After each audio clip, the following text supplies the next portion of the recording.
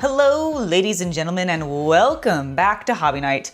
Man, you guys are really active. How you doing? Hello to everybody in chat. Luke, thank you so much for the gifted membership before we even began. Thank you so much for that. K Bandito, welcome to the Hobby Night Legion. It's lovely to have you join us. Love being able to start the stream off with a welcome to a new member, so thank you, Luke. William, it's lovely to see you in chat. Havman, how you doing? G-Duo, hi. Let's see, who else have I got yet? Craig, Gordon, Matthew, hello everybody. Hello, how are we doing? I know that yesterday my stream said that I was finishing Tallgeese, but for any of you that, it wasn't yesterday, it was on Tuesday, that was like a day ago. But I know that my last stream said that I was finishing Tallgeese on that stream, but as you probably realized during that stream, if you were here during it, there ain't no way that fucking happened. So we're back. We're back. Today's probably gonna be the last day I work on this live. Ideally, we should finish him today. My plan is to do what I did on Tuesday, where I will stream for a little bit shorter of a period of time during the hobby side, and we're gonna come back in this evening with some more Silent Hill. So that is my hope with that. I'm gonna pop off camera for a second because I thought I got this pretty well adjusted. Maybe I can just shift myself. Does that work? That works. Okay, there we go. I'm centered. Now I don't have to get up. I was gonna be like, I need to get up and adjust this camera because I fucked it up. Yes, I know it's Thursday, Luke. What I'm saying is that on Tuesday when I streamed, because I forgot yesterday wasn't Tuesday. Listen, my days get messed up sometimes, but I do know that I'm on Thursday. Thank you for clarifying. Hello, Left-Handed Dragon, how you doing? Nice, you're gonna paint some Chaos Dwarves? Heck yeah. Do it. Why is this not, what is happening? What is happening with my paint, chat? What did you do to it?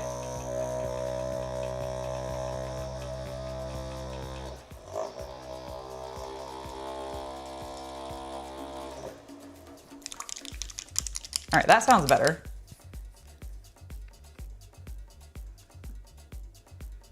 Did I get a clog? I think I got a clog. No, the horror. None of you are adjusted. You know what? That's a good point. You make a good point, William. Why? I don't need to be adjusted. None of you guys are either. There we go. That's some lovely paint flowing. Sometimes it just gets a little tiniest of a seal. Oh my God, chat, I also have not finished making all my posts, so let me do that. I mean, there's plenty of you here, so I guess I really don't need to, but I'm going to anyways because I can. Hello, Steven, how are you doing?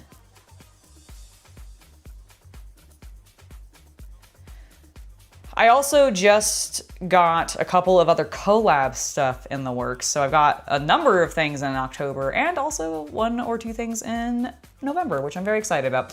All right, let's go ahead and get...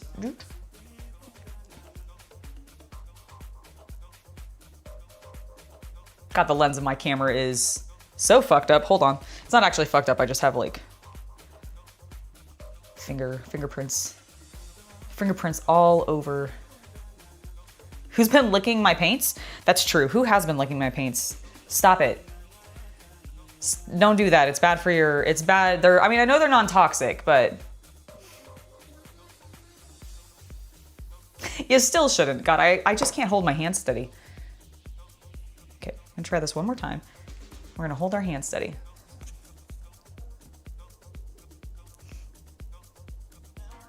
This is what this is, if you like watching me do this is literally what I do when I'm like working on my Instagram posts. I just take a bazillion photos and I'm like, oh, that one sucks. Okay, let me do it again. Oh God, that one sucks. Okay, let me do it again. And then you know what I do? I never remove any of those photos off my phone. So there's just a shit ton of like really shitty photos of me on my phone that are completely unworthy of doing anything, but they're there. I occasionally delete them. It's just very, very rare. I guess I look okay enough in that photo. That's fine. I haven't copied the link at all to this stream at all. You're adjusted. The rest of the world isn't. You know what, Gordon? I believe you. I 100% believe you. You know, actually, really, that's what it is. We're all very adjusted. However, the rest of the world isn't, and they just don't know how to handle us, do they? They just don't know how to handle. Oh my God, what am I doing? I'm using my phone is what I'm doing. Okay, boop. Join me as I paint. Boop. I wish I could. I wish I could like. I mean, I guess I could literally do it as a video. But where's the fun in that? I wish I could do a video recording or just an audio recording of my link. Like the link that you click on Instagram, I want to be able to have that be my voice and it just says, click me, bitch. That's what I want it to do. All right, I got white paint on my palette.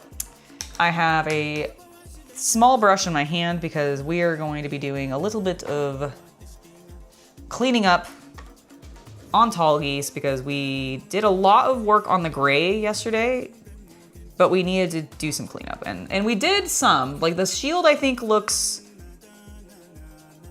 all right. I think it could use a little bit more.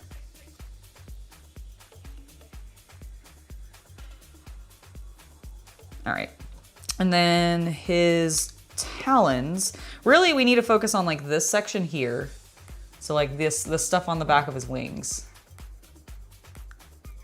That's really where our cleanup needs to happen. And we're mostly there. I just didn't get finished with it last time.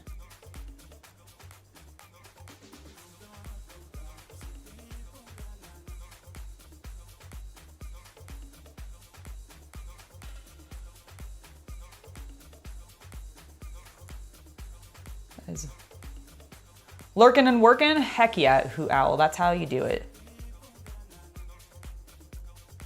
There, that's better.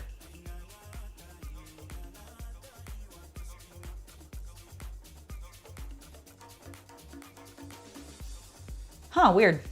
I don't know why it was doing that to you. YouTube has been doing some weird things recently, so maybe it's just something on YouTube's side.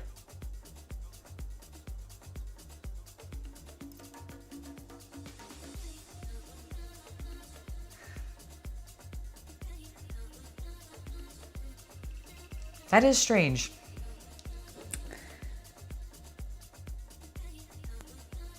Well, I haven't dropped any frames yet, so it's definitely not on my side, I don't think. But who knows at this point?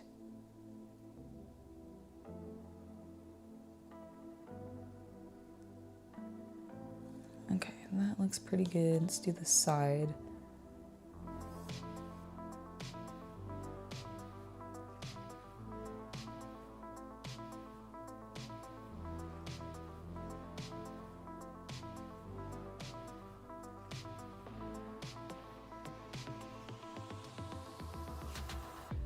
That looks pretty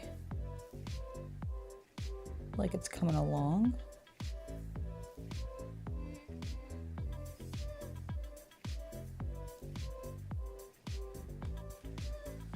Nice.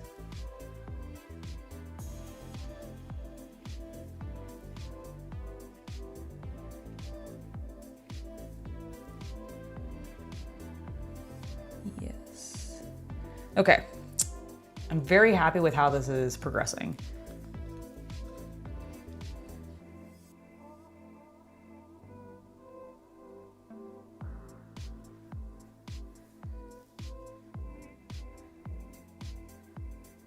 Have you guys been playing, like, have you guys noticed how many good games have come out recently?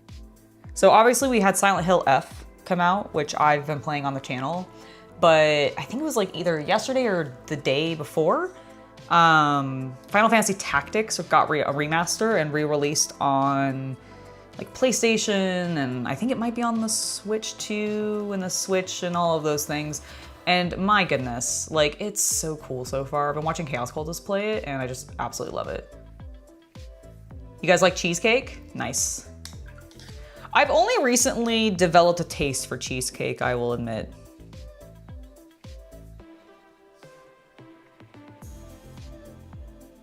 But I had like a really good cheesecake. I think I just had shitty cheesecake before, is unfortunately what happened. But I never really liked it until very recently.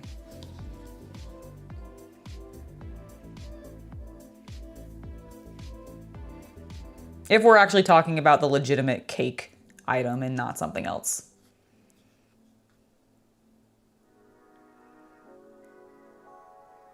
Your PS4 is dead? No. Oh, dude, I'm sorry. That sucks.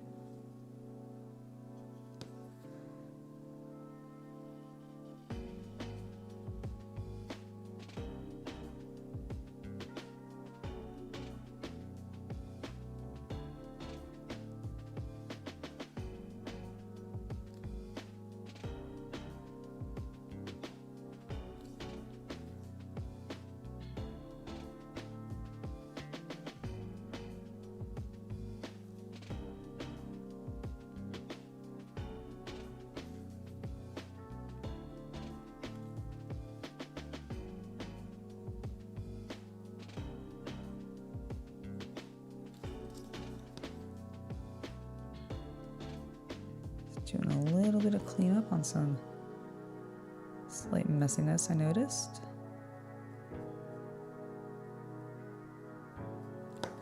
It's a little more speckly than I wanted. Okay.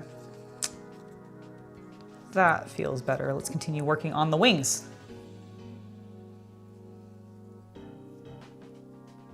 We are back to Gundams. This should be the last day of the Gundams. I just have Tallgeese left to finish, and it's mostly detail work. It's just that there was a little bit of tediousness around his wings because I didn't fully look at my reference before I started painting him. Although I don't really think I would have done it any differently. But yeah, so I'm just having to do a little bit of touch up.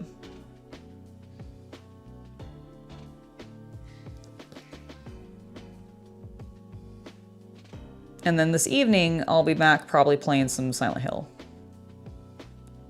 Barring I'm not like super exhausted or something. I unfortunately did not get a lot of sleep last night because my cat and the rain. I think the rain activated her and she was just so hyper last night and she was just like, I'm gonna meow a bazillion times and try to get you up and be annoying. So did not get a lot of sleep last night. So if I look a little tired, that's why.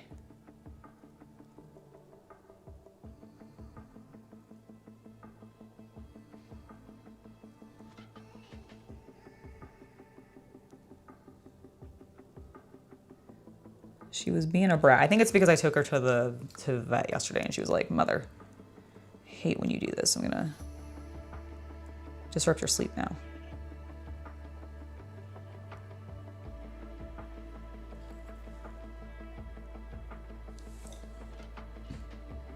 Give me a sec. I'm gonna be a little heads down, concentrating on this sort of recessed area.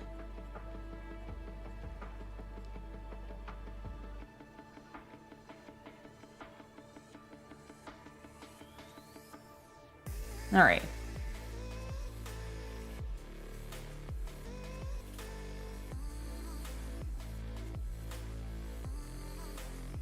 You have 3 PS3s that are memory only and the CD drive died?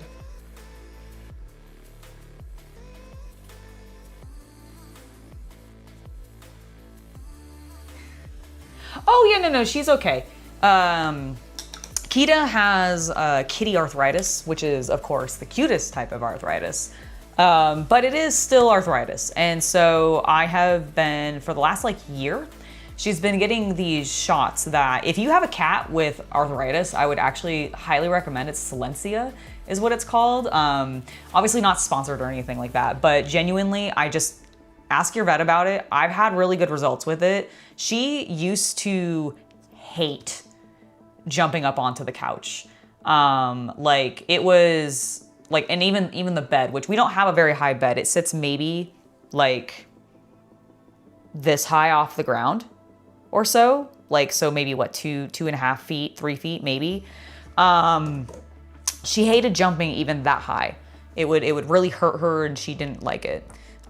She also used to really hold her like legs really stiffly if I ever picked her up. And modernly, since she's been getting these monthly like doses basically to help with the arthritis, she can jump fine now. She'll jump up onto the bed without any problems. She jumps up onto the couch without any problems. She runs more than she used to. She doesn't struggle to go up and down our stairs anymore. And when I pick her up, she relaxes her legs. So whatever pain she was in, I think is definitely being assisted by these shots. And that's all she did, is we just went in to get her her dosage of that for the month. She's in perfectly good health. She just goes in once a month to get those little shots for her arthritis because she's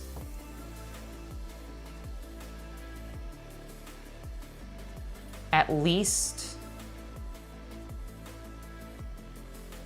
13 or 14. I think she's more than that.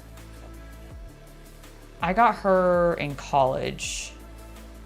Was it when I was still in school or was I out of school? I think I was out of school. So she's at least, I graduated when that, yeah, so that would be, it's 2005 now. She's at least 15. She might be 16. But yeah, so she's older.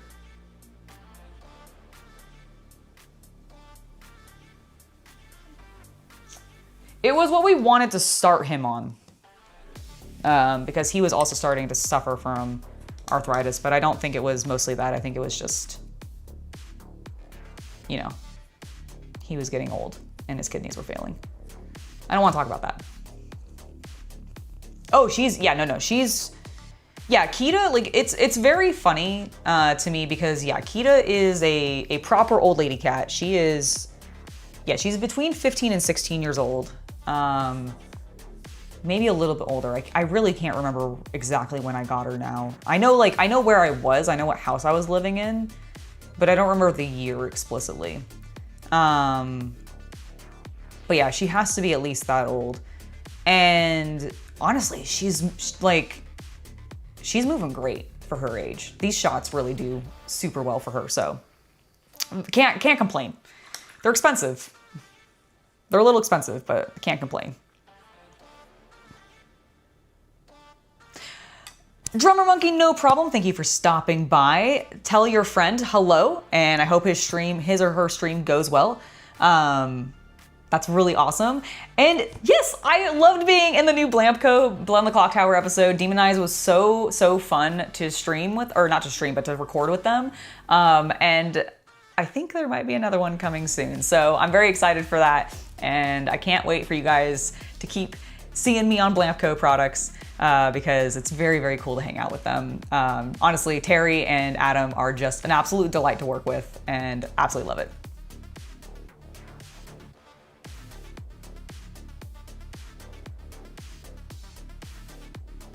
Oh yes, yeah, definitely check about Silencia is I believe what it's called. Like I might be mispronouncing it because of course it's a like weird little Latin name or whatever because it's medicine. But I believe it's called Silencia. It is a once like monthly shot, or at least that's how often I give it to her.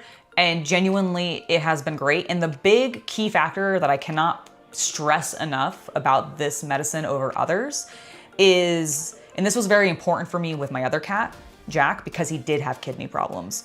This product, unlike all other arthritic solutions for cats, apparently does not affect the kidneys in the same way that all the other ones do. So really good stuff. Very much recommend it. It's been very helping. It's very much helping my cat. Blamco is Adam's new YouTube channel. He is running a business called Blamco. We are all his employees when we come on. Thankfully, I don't think he made us wear a tie for our last Demon Eyes episode, but who knows? Maybe he'll change that. It's kind of a standalone series on the channel, so I don't think he is, but like it's really fun. I've been on his page a couple times, both on the Patreon, So there are some episodes that I'm on that are locked away behind his Patreon, but I have also been on some on the main channel, mostly the Demon Eyes episode. I actually think that's my like public debut on his channel, even though I've done other stuff with him since. But yeah, it's great to be working with Adam again. Terry is also an absolute delight because they're like running it together and it's great. Fantastic. Hello, Neo. How you doing? Oh, thank you, Justin. I appreciate it. That's because I took a shower less than 30 minutes ago. So I'm nice and squeaky clean. As opposed to when I'm normally on here and I'm all dirty. Such a dirty girl. If you know, you know.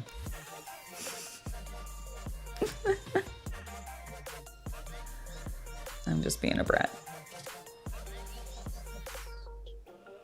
All right, let's get back to painting this little beautiful Gundam boy. Let's go back to painting our Gundam.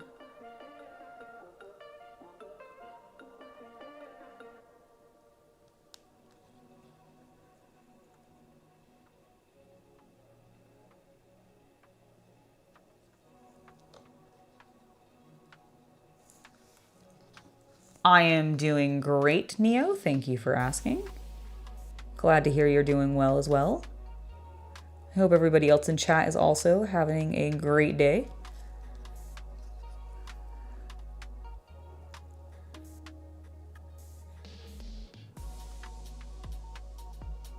Or at least a productive day.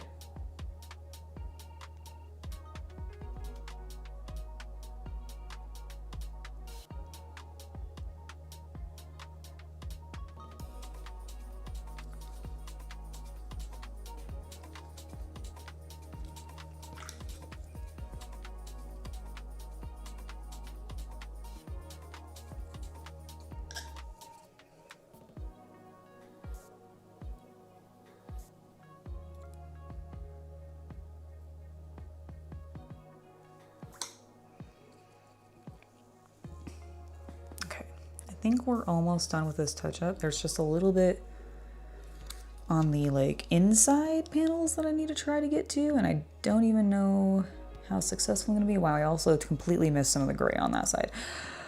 Wow, Angela, what a pathetic loser. All right, I do think that is fine. Let's take a look at my reference because I know his mohawk. It's not actually a mohawk, but the mohawk, wait, hold on. I have to look at that.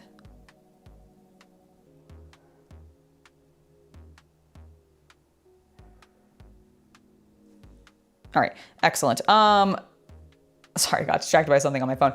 The mohawk for Tallgeese. It is red.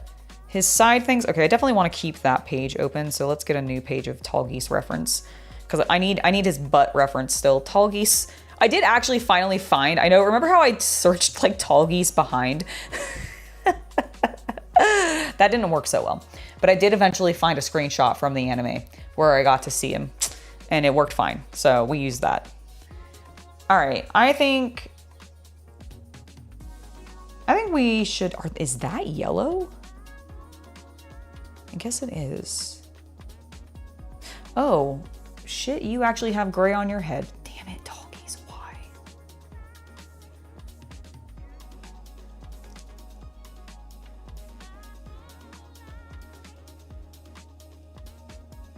You know what? Do I wanna, hold on.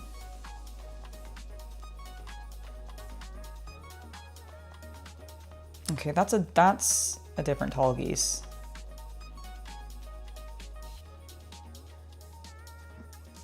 Do you also? Damn it, they all have it. Son of a bitch. Okay, fine. Gotta make more gray, I guess.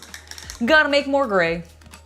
Oh, thank you. My thrown together like green top with my like army workout pants.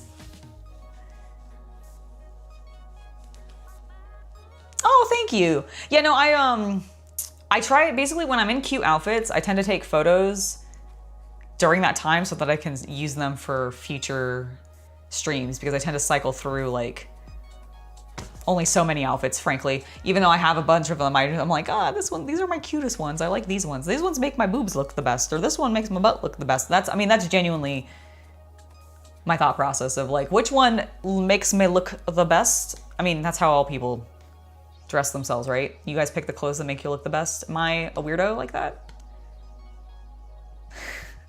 You feel like a vampire drinking your coffee to keep your blood warm? Nice. G Gundam is good. You're absolutely right. I really hope that when the Gundam Assembled game, or Assemble, God, it's like Avengers Assembled. God, I wonder if that's what they actually were riffing. Probably. Back to what I was saying. When the game comes out, the actual miniature game, the full game on the text grid and all that, I really hope that we get, I should have shook that first, G Gundam. I hope we get a whole set of G Gundam. I'm gonna change tops later, because yes, it will.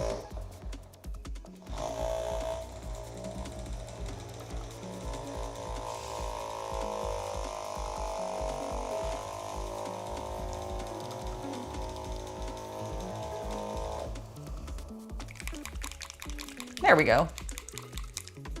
Oh yeah, the thumbnail for this one was the picture of me next to the Space Marine, because at the time, Chaos Cultist didn't know when I was streaming today, because he did not actually confirm with me yesterday if I had finished the Tallgeese. Well, the last episode was called Finishing the Tallgeese, so I assumed you had finished the Tallgeese. You know what? That's what I'm saying is you didn't confirm with me that was the title of the last stream, and I didn't realize that. Also, Chad, I need your attention real quick. Oh yes! Oh my God! Yes! Oh my God! Yes! Oh my God! Yes! Ah! You're gonna want to zoom out. You're gonna want to zoom out. You hold it. Okay, I will hold it. Look at it! Ah! I don't know. Have we shown the other one, the pistol? I think I might have showed it on the. I think I posted about it on. It might have been on Silent Hill, actually. It may have been. Yeah, just. But guys, look. None of that's glued together. None of it's glued together. That's why I'm holding it like this. For example, you could, if you can turn it so the barrel's upright. Oh yes. And then you can take the barrel off. The rest will stay together. Ta-da-da! Our barrel. Oh, it's so cool. So for those of you that haven't lift the main body up. Yes. And there's a pin that holds the main body to the back. The handle and magazine are printing right now. Yes, but we're built. Can you tell what it is? Have you sussed it out, my Warhammer fans? I'm so excited. We're making a bolter. Bolt pistol. Or bolt pistol. Can you go grab me the? I keep wanting to call it a shuriken pistol, even though I know that's wrong. Splinter pistol. Thank you. The other half is dry. Oh yeah, give me just the half that's together. Because I'm very, very excited. We got an extrusion printer, and we've just been using it like nonstop.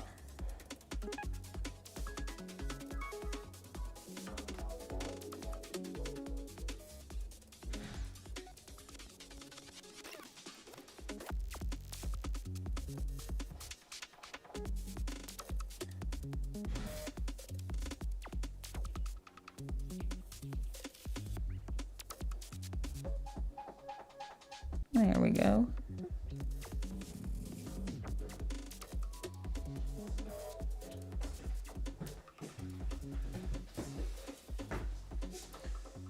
One moment. Let me just finish this eagle detail real quick, sorry.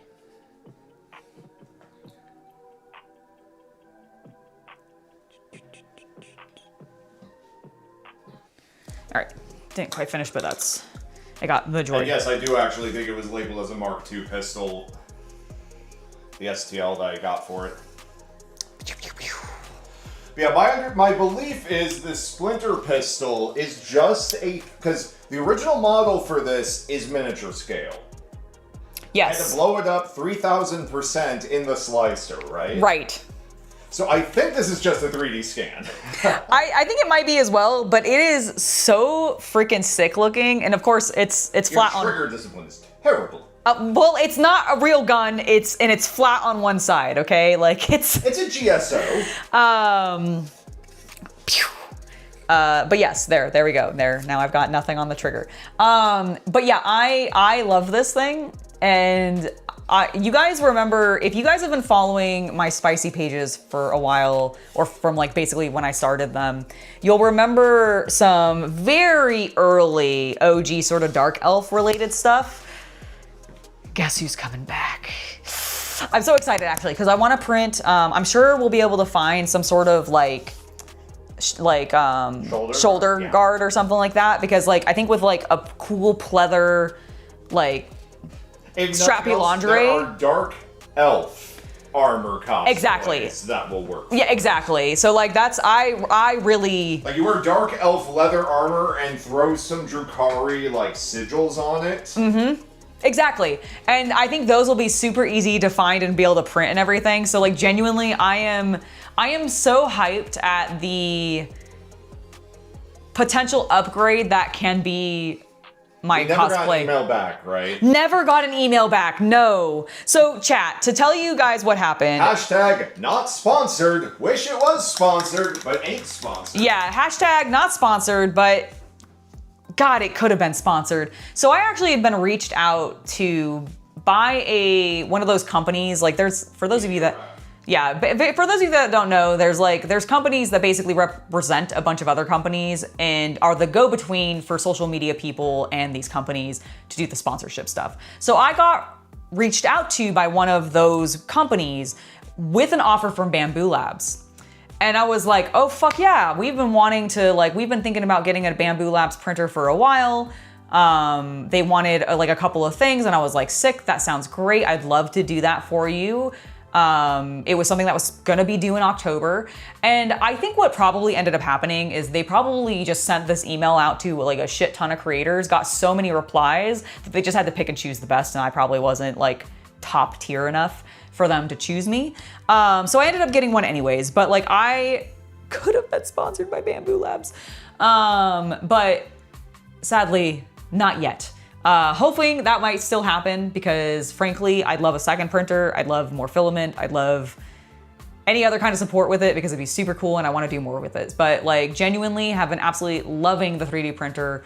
You will be seeing more content with that on the channel going forward soon. At minimum, I know that we're not gonna do a full studio tour, but we wanna do a workshop tour because we haven't actually shown the workshop since like the very beginning when we moved into this new place and it was not set up at all in any capacity. So we will be probably producing that video relatively soon. I know tomorrow I'm filming a news episode because there's been actually a number of cool things out from mostly Games Workshop products, at least that I'm covering in this particular news stuff. I'm sure there's been other cool things. Oh, I think Battletech Gothic is officially out. Mm-hmm. I saw some friends of mine online who run a game store and they had it in their store. So that'll be cool.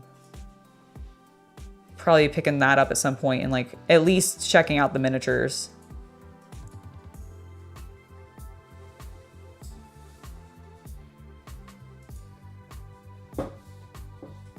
Second half of the bolt pistol's looking good. Good. No more issues with it clogging or anything? Nope. Good. We had one clog, chat. Yeah, I do think that one of the nozzles they sent us might be clogged.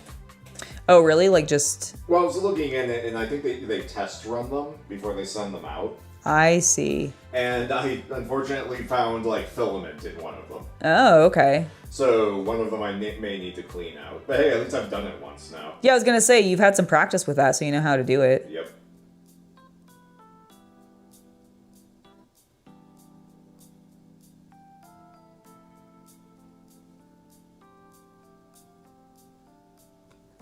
There we go. It's coming along quite well. I know, right? It is their loss, completely. I totally agree. It would have been a great sponsor choice. Bamboo Labs, if you're listening to this, please. I'm hoping if we do a video.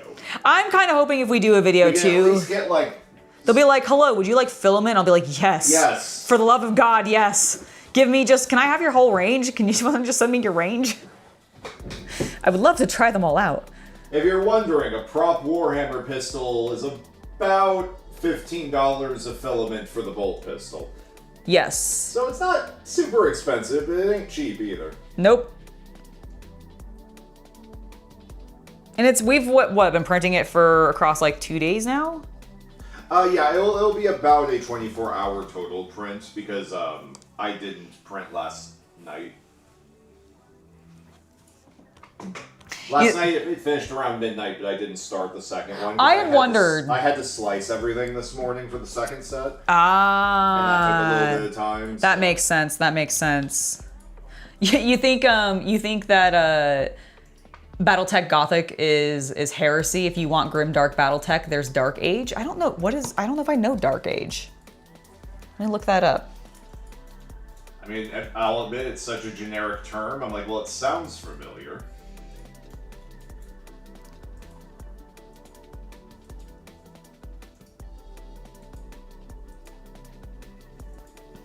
And also to you, EBC.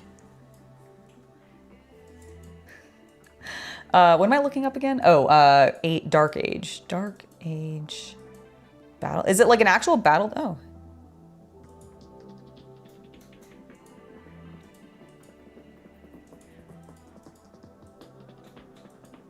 Has it offended you in some way? No. So there is apparently a like Dark Age of BattleTech. Like in their history. Then why the hell aren't they doing that? Yeah, like what? Apparently though, so I typed into Google Dark Age BattleTech and I'm just on the all. And the first thing that I got is BattleTech errors, BattleTech wiki, SarnaNet, which I assume is like like one of their wikis. Yeah. The next one below that, the first like recommended post is from Reddit. And it says, why is the Dark Age period of BattleTech so reviled? So, why is the Dark Age period of BattleTech so reviled? Is this where the BattleTech furries come from? Oh my god, maybe. There is an entire empire of them. Is there really? I think so. You know what, Craig? I don't know. Probably. We probably could print They're anthros. I don't think they're like fursuit. That makes sense. That makes sense. To be fair, Warhammer 40k has a planet of cat people, so. Yeah, I wish I did more with them. They are isolated for a good goddamn reason. Because everybody wants a cat girl? No, they are terrifying. Oh, really? Actually? Well, in the sense that they have this weird, unnerving presence on people that make them calm and therefore worse at battle. And therefore they are heresy. Oh, so why don't we use them to make our enemies worse at battle? We do, but they have to be isolated by themselves in their own penal legions. Oh. Can I be in the cat girl battalion? Not unless you're from their planet. Damn it. Can I be a cat girl? They're also kind of... Their canon look is kind of fugly. Oh, really? Ah, that's such a shame. Well, they got like big bulgy eyes and such, because it's literally like a human cat. Oh, is it like the fucking weasel from, Yes. Oh, god damn it. Better looking than that, but yes. They are not dissimilar from the weasel. God damn it. That's so annoying. GW, have some frackin' sexy cat girls. Voidborn are weird looking canonically too. I know. It's because GW is so averse to sexiness and it drives me nuts. I know. The camera did die because of cat girl talk. It's like, oh god. My owner's such a fucking weeb pervert. And I'm like, yes, camera, get over it. Like, here's a meme about it. Oh, so they're kind of like weird, emaciated, grotesque. Yeah. I mean, honestly, They're this drawing still makes them look I mean, yeah, I know. good. I know. But I understand the cuter, can we have this kind? I don't know who the artist is. I don't know who this artist is either, but like, I want. Also, don't swipe. I don't want. No, I didn't. You can barely even see it either because my camera was out of focus on it. Like, dear God, I searched cat people on the internet. Do not swipe. Don't swipe. Oh God. Don't swipe. The internet. What is it gonna do now? Oh. They fixed BattleTech by introducing Alpha Strike, which is the best version. Fight you purists. You know, I've played Alpha Strike and I do enjoy it. I do like the OG game. I do enjoy the somewhat over complexity of it sometimes, I will give you. But if I was wanting to do like a quick game of Battletech, I'd absolutely play Battle Strike. Or sorry, not Battle Strike. Battle Strike. Not Battle Strike, Alpha Strike. My apologies. Battle Strike There's too many. definitely sounds like the name that you have to use in your television show so you don't step on any trademarks. Yes. We're playing the newest hot game on the Play Xbox station. The Play X station. No, the Play X Switch. Strike. The Play X Switch. The Play X Switch. Battle Strike. Battle Strike, yes. Battle Strike 12. Actually. I'll be honest, I really think it peaked at 3. Battle Strike? Yep. Yeah, that's fair. It's fair. I mean, like, really, when you get past 3 in most franchises. It introduced microtransactions in the DLC of Battle Strike 6, Vengeance for Striking. I just... Oh my god. You know what the funny thing is? I'm gonna build this Wikipedia article. I understand. And the funny thing is it would be a legit Wikipedia article because that's absolutely what would have happened. Yep. It was a test for what they were doing in the next game, damn it. The Battle Pass? Or the microtransactions? They introduced the Battle Pass in Battle Strike 7. Because the DLC was for 6, I think I said. Yeah, you did. Alright, I gotta keep my canon straight. God damn it. Are we playing the new game on the Play Game Station box? I think we are. I have been playing the Tactics Final fantastically. Yes. Yeah, I was actually talking about that earlier. So how are you liking it so far? Oh, I'm enjoying it quite a bit. I did just learn reading an article how one farms job points, though, so I will be breaking the game in that way soon. Hell yeah. You use one character whose entire class is based around debuffs. Uh-huh. You kill everything in a level except for one enemy. Okay. You then debuff that enemy so they can't really do anything. They can Okay. hit you for 1 HP, whatever. Okay. And then everybody else just spams non-MP consuming abilities. Because every time you use an ability... You get points for your job, I've noticed. Yes. Oh my god. What cheese. And that's how you do it. What cheese. What beautiful, beautiful cheese. And the XP is like just based on what level you are, so... Got it. That's amazing. If you're wondering, it's the Knight class. Oh, the one that you, That's the one that has all the debuff strikes. Got it. Okay, cool. How many classes are there? Because I know these games end up having 30. a lot. Okay, that's what I thought. I was like, it's gonna be like some absurd number. Tactics was one of the ones that had a lot. Well, yeah, because like they kind of went all out there with that one, right? Like Yep. they were That like, was a well, big focus for well, the I mean, actual game. okay, remind me as well, because I feel like Tactics is also like their largest story in regards to complexity, because I feel like there's like it's Game of Thrones level in regards to. Yes. Yeah, that's what I thought. Yeah, because it's the same team who later did 16. Like I think it's like the guy who did 16 was like one of the creators on Tactics as well back in the day. Right, I was gonna say, but he was young. He was like a junior at that point, Yeah, right? but I think a lot of that team sort of carried through because that's how jobs in Japan kind of work. Right, that makes sense. Let's see, when did Tactics come out? 97, 98? 97, yes. So that would be, it actually came out the same year as 7. Really? I actually didn't realize that. Yeah. So when did you play it for the first time? Because I assume 7 you played first. Yeah, I did. I didn't play Tactics. I didn't play Tactics until it was on the Game Boy. Ah, okay. Because it was originally released on the PlayStation 1 and I didn't have one. Ah, okay. Neither did I, actually. I never had the PS1. I only got a PS2. Yeah, and they ended up doing a release. Final Fantasy Tactics Advance. I didn't get the really fancy one that came out later. I got the one for the Advance. Okay, Advance is the one that I tried and got like a very small way in and gave up because I was like, holy shit, I am getting my ass kicked in every fight, and these cutscenes are like insanely long amount of reading, and I think I was like, we said 97. Yeah, well, so here's the thing I'm actually looking at and I'm realizing now. What's that? They are actually different games. Advance is a sequel. Oh. But it's like a Final Fantasy thing where they're not in the same world. Got it. Okay. So yeah, so that's what it is. I see. Okay, so we both tried the sequel then. We both never played the original. Yeah, because I did not get War of the Lions, even though it was on PSP. That's one of those games I wish I had. Like as a physical copy? Yeah, because it was actually a UMD disc game. Oh, really? And I Damn. actually have a UMD with my computer. Like, I have the UMD disc PSP. Damn, well, that's cool. That's cool. I'm like, oh, I wish I had that. It's fine. I have the remake now. True. This is one with the weird Shakespearean dialogue. Yeah. No, that's kind of one of the reasons I like Tactics though, is because they went really hardcore with it. You were 10 in 1997? So was I. So, well, no, I wasn't. I was a little bit younger than that. You were 9. I was 9.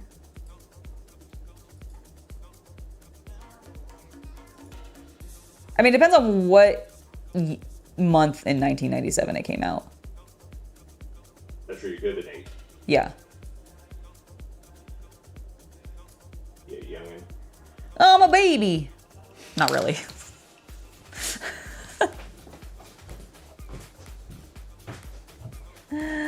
Not actually. Actually, I think with most of my friends now, I'm the old one. I'm old. I went from being the young one to the old one. Oh my god, am I a creep? Because I'm only hanging out with young people? I mean, they're not that much younger than me. They're like a couple years younger than me, but it's normally I used to be the baby. You guys aren't old if you were 16 in 1997. It's fine. None of us are old. None of us are old, okay? Oh man, my back hurts. Oh my god, shut the fuck up. You're not actually old. I remember when we had to change the channel on the TV using a pair of pliers. I'm that old.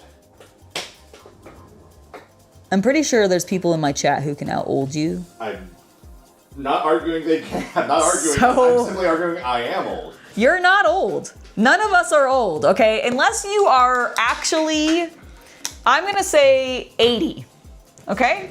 If there's somebody who's 80 in chat, I will concede if you wanna say you're old, you can say you're old, okay?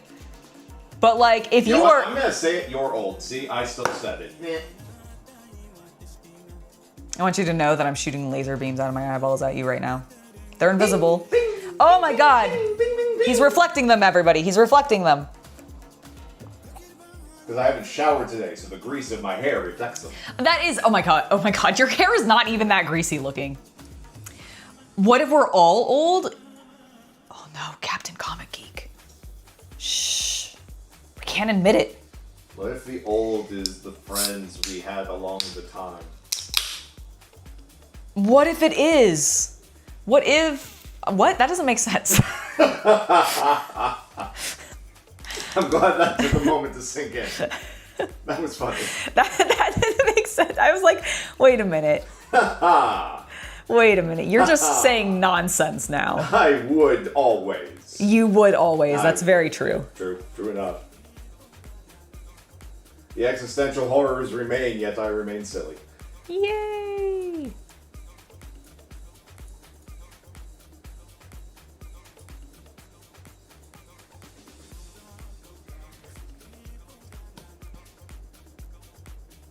Anyone excited for the LVO this weekend? Oh crap, I'm going to a Ren fair. Yeah, no, we're going to a Ren fair. That'll be fun.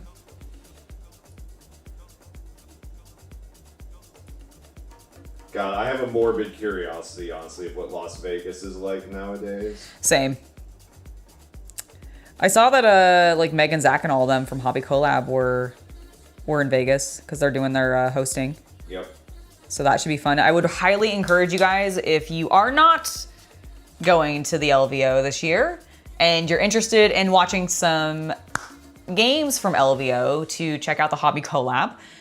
They are going to be streaming the Age of Sigmar narrative campaign through the weekend. So that's going to be really cool. I was checking out their Instagram page and they had a bunch of stories like featuring like the setup and all that kind of stuff. So it looks really cool. Highly encourage you guys to go check that out. Not getting old, just getting closer to pension. You know what? That makes sense.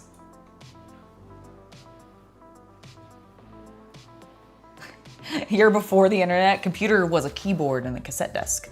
You know what? I believe it. I believe it. All right, I think he's looking pretty good. We have a little bit more yellow to do. This is when my father would give me a lecture about working on his first punch card computer the size of a building. True. That must have been weird. That would have been really weird. Yeah. Like, just, yeah.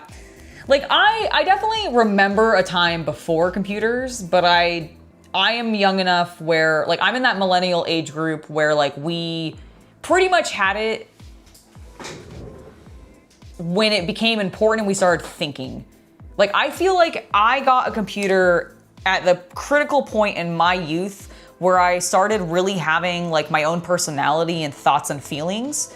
And that's when I first got my computer. I know some people got a little bit younger, like they were on the computer a little bit more when they were in elementary school. And while I did use a computer in elementary school, it was only at school, and it was only for like doing very basic, like rudimentary, like Word document usage and everything. I was not lucky enough to get to play those cool computer games that like half of you guys remember, and Chaos Cultist is probably gonna be like, well, I remember.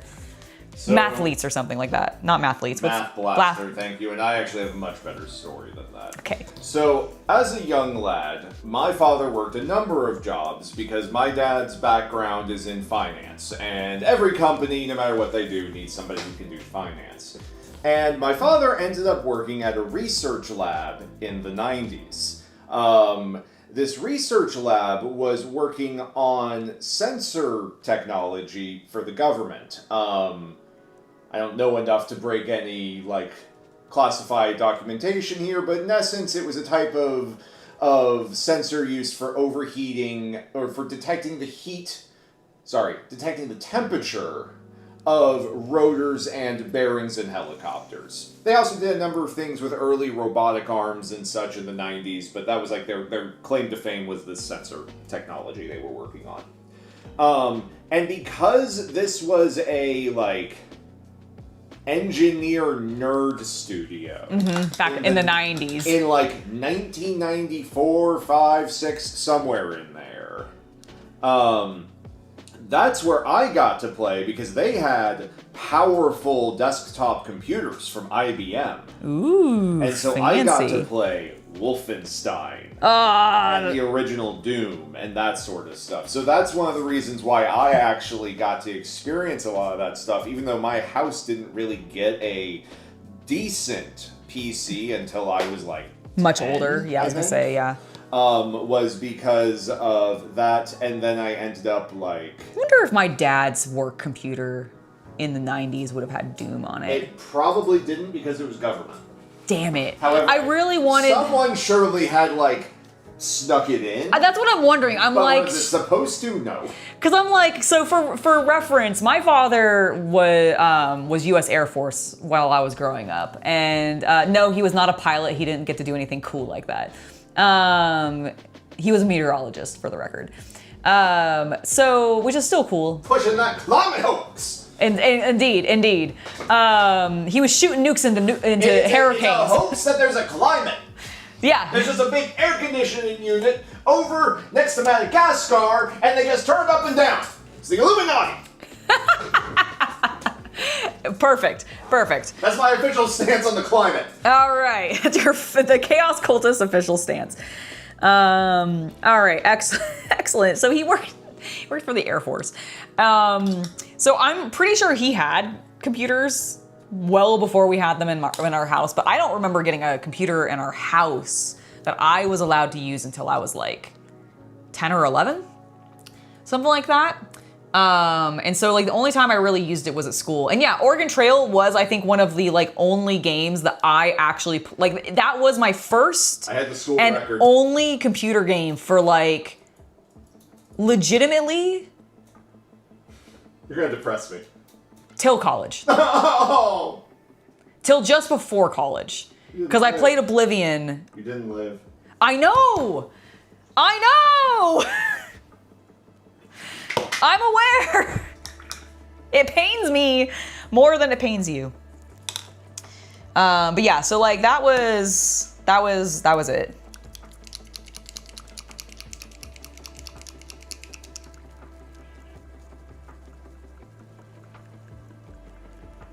Hired guns and on the Commodore 64 was awesome when you were a kid. Nice.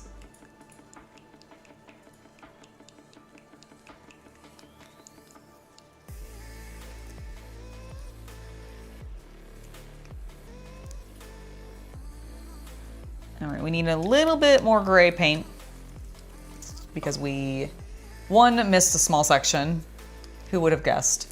Who would have thought that I,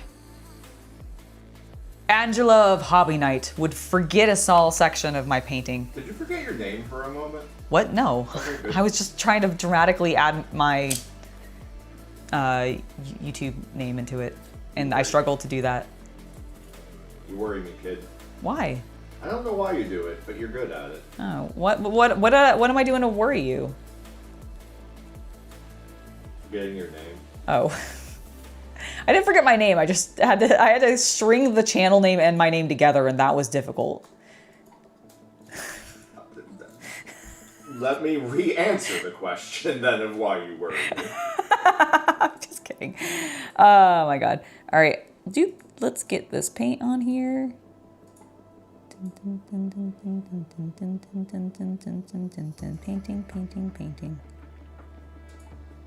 Who would have thought on a painting channel that I paint?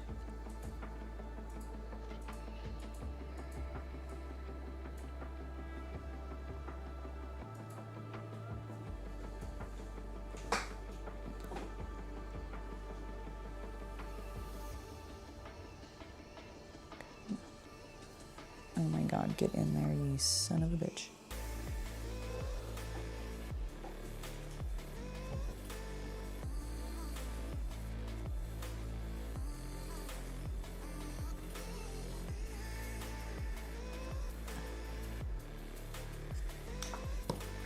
Okay. Holy moly. That. Let's get off. Let's get that off as much as we can before it dries. I didn't even notice that I fucked that up so badly. Let's switch to a smaller brush for maybe managing to be a little bit cleaner. You. I know. It's Poppycock. asking for a lot, but Cock of the poppy. Cock of the poppy.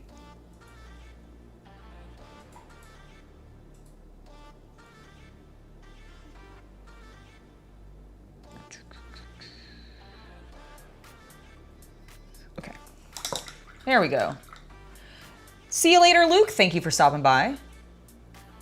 I know, right? Computers these days are very quiet. You miss the mechanical grinding noises of the old one? You want to hear the machine spirit doing its job? Get a 3D printer. I was gonna say, yeah, just get a 3D printer. Those things have temperaments. They do, just like a machine spirit. Hello, Blue Fox. I'm doing quite well. Yes, Silent Hill F is in the near future. I will be back on that this evening. Starting at 7 p.m. more than likely. Okay, good to know. Yes. Yeah, I think I'd like to do that a little bit tonight. I don't think I'm going to... You better finish it before the Scary Game Squad. Okay, no pressure. They take a while. They're also not playing on hard because they're... Dude, I know. Okay, I am actually gonna call Scary Game Squad out. Jesse Cox, if you're listening to this, you guys are being pussies. To be fair, it took them 4 hours just to get to the first boss. So... Oh my god, what? Yeah. I checked. The spoilers. The end of their first video is them, like, at the first boss. The traitor! Oh, well, to be fair, I didn't get to her until episode 2, I don't think. We were playing on hard. Yeah, well, yes. I was also talking to a chat, not just recording. They're talking to each other. Well, yeah, but They talk to Davis. I don't know what that means, but... Wait, Davis is just one of the ones, you mean, Davis is just part of the Scary Game Squad. Yeah. Wait. I'm just making fun. You're just making fun of I'm picking a random one to make fun of. I see. I understand. Okay. I'm bantering for the kayfabe of it all. For the comedy, I understand. Yes. I understand. That's true. I mean, they do have to talk to Davis. Yes, because me and Davis are going to take each other on at WrestlePalooza 27 or whatever. Sure. Yeah, okay. That's definitely going to happen. In 701 years, based on what I just said, yes. Yeah, I was going to say, and so, yeah, you'll both be very ancient. Well, you know what? Maybe then Saudi Arabia will host it. Oh my God, please? Could we not? Could we actually not? I need a red paint. I'm punchy today. You are punchy today. I've been stressed. I know. And I've only added to that, and I'm really sorry. I genuinely feel terrible.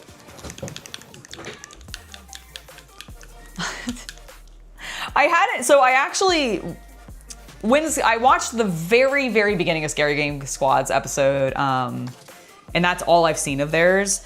And what I actually hadn't realized when I was setting my own difficulties that the story mode for the combat is actually what they recommend as classic Silent Hill. Oh, screw that, man. You're a baller. I'm playing above the recommended, like I'm playing Who would have ever tricked you into doing that?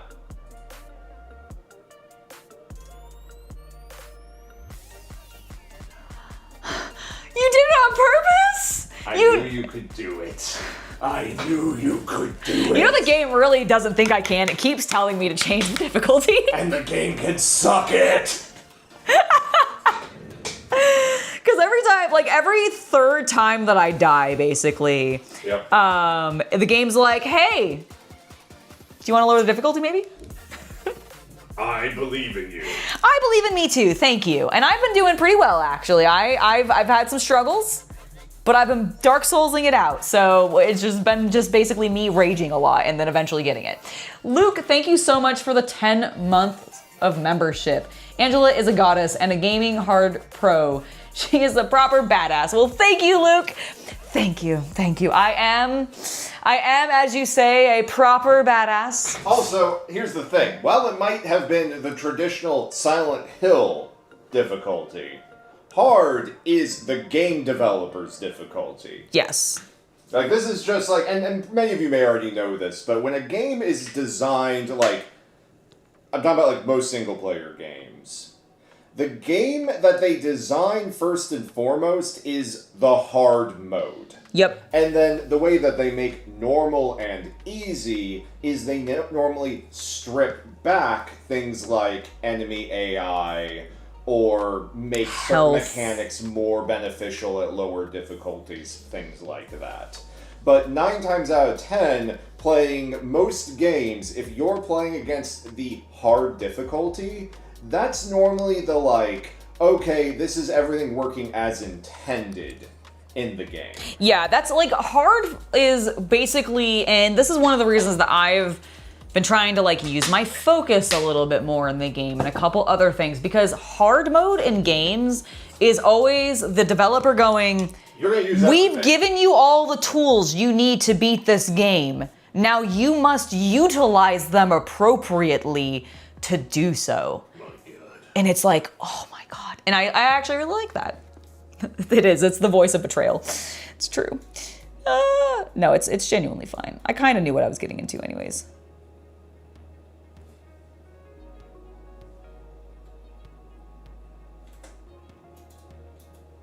Oh my God, my brush wobbled so much there. That was very, very stressful. But I think we're good. Look at that. He looks pretty fucking awesome. I think we're almost done with him. We need to paint the gun. I need to do a wash on the yellows and the red, but I need the red to dry. I think I've gotten all of the gray. Yeah, it's just some detail stuff next. Yeah, cool. Luke, get some rest. Thank you so much. Gizmo will wake you up. Good. Well, I'm glad Gizmo will get you up so that you don't miss Silent Hill, and I'll see you later. In the meantime, get some rest, maybe get some food. Have a good, relaxing evening, and I'll see you later tonight. Dude, the fox arm is so good. I'm so confused as well by, like... Am I wrong in thinking that this is like the only Silent Hill game that I know of? I mean, it's not. Because it is only the ones that I know of, this can't be wrong. But like, you guys correct me. Can't be wrong? Well, because I haven't researched it, so like I have never played another Silent Hill game where you've gotten actual legitimate supernatural powers, like you as the player character. Yeah. Like obviously when you go to Silent Hill, in all the other ones, like supernatural shit happens, of course, and there's monsters. But like in my experience of both watching other people play the other games and then having played at least 2 myself, I don't remember another protagonist in the game becoming half monster herself or themselves. And so I'm very, very intrigued by where this is going. Does anyone ever become Pyramid Head? And I mean that as a legit question. I don't know. Like, I know James is Pyramid Head, technically. It just feels like something they would have done after they jumped the shark. Right, and that's what I'm saying is, like, I feel like I've seen, like maybe... This has been tasteful in the way they've done it so far. It's just, between the Silent Hill AI fiasco and that Silent Hill, like, high school girl game. Oh, God, yeah, that was really not good. I think that's the only one I can think of as well. So like, and I just find it very interesting that they decided to do that. Like, obviously we don't have the wolf arm when we're in the real world. So it's not like impacting us there. Real world. Well, like because like we go in between. I know, but I'm just saying, aren't there monsters in the real world? True. So I'm like, is that really the real world, man? You know what? You make a great point. It probably isn't. But the point is like when we're not in the when we're not in the shadow realm, we're not walking around with Fox Boy. Yugi Boy. Yugi Boy. We now have a fox arm and it's fucking sick, but it's also very unusual, I feel like, for the game. So I'm kind of curious where they're going. Okay. Inks. And by inks, I mean wash.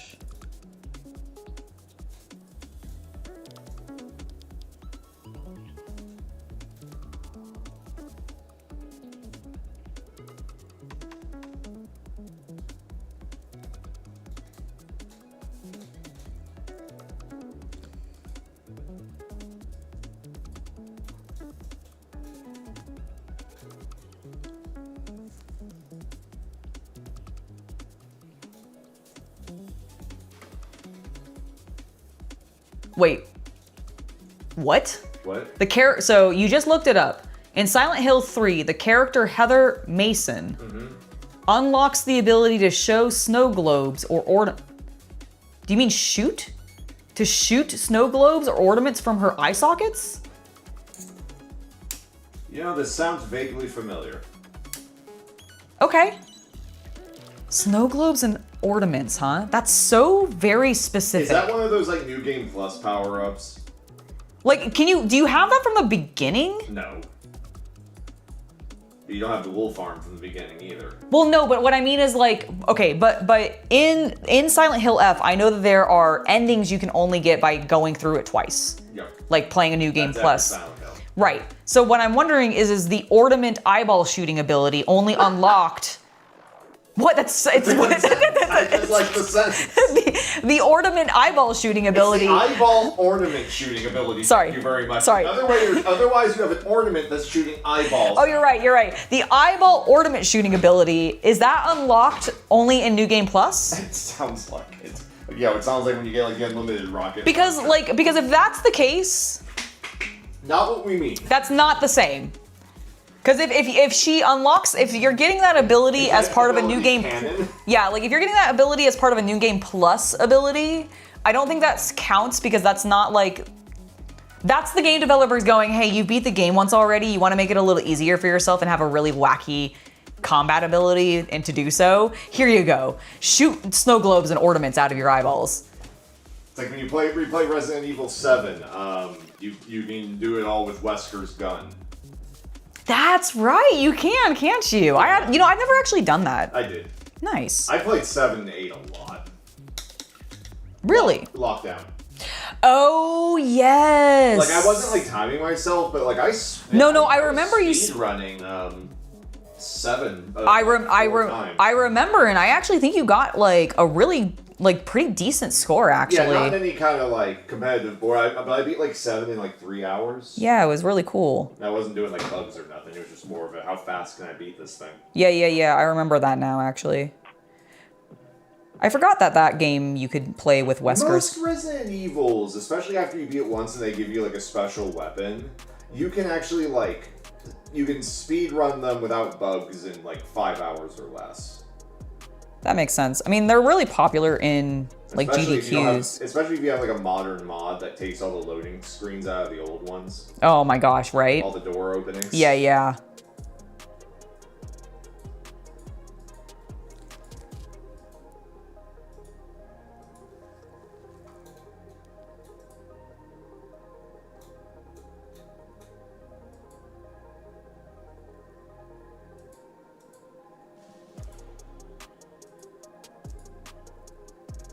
Go.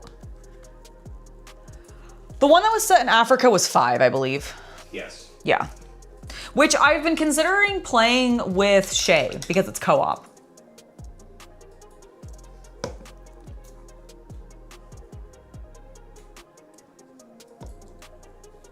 I can't remember if she said that she wanted to be buff Leon or buff Chris or not, though. Or if she wants to be Shiva. I think that's her name. Yep. Only game she was in.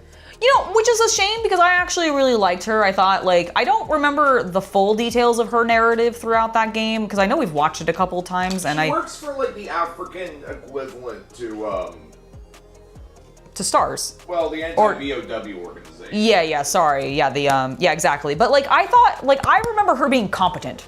But she was. And I really liked that. Not to say that there aren't, like, other female characters in Resident Evil that are also competent. Like, I can think of many. Jill, Ada, Claire, like, just to name a few. Not Ashley. I would actually like to argue that in the remake, she is more competent. And That's not Ashley. That's a weird cybernetic clone of Ashley that I refuse to acknowledge as being the real president's daughter. Okay, fair enough. Can you do an inspection on... Actually, no, sorry. I can't because they removed the ability to inspect her in the new Resident Evil remake, Angela. God. Oh, you're right. How dare they? What did you want me to do? Oh, I was gonna have you inspect Tallgeese. Actually, yeah, because I think the only thing I have left to do is the silver details, which is mostly his gun and a couple of, like, things on his chest and his feet. Mm-hmm. Here is some reference. I kind of combined a couple of... Because, are we doing the yellow rim on the shield? No, I was keeping it to just the gold like it is in the non-model versions. Hold on, okay.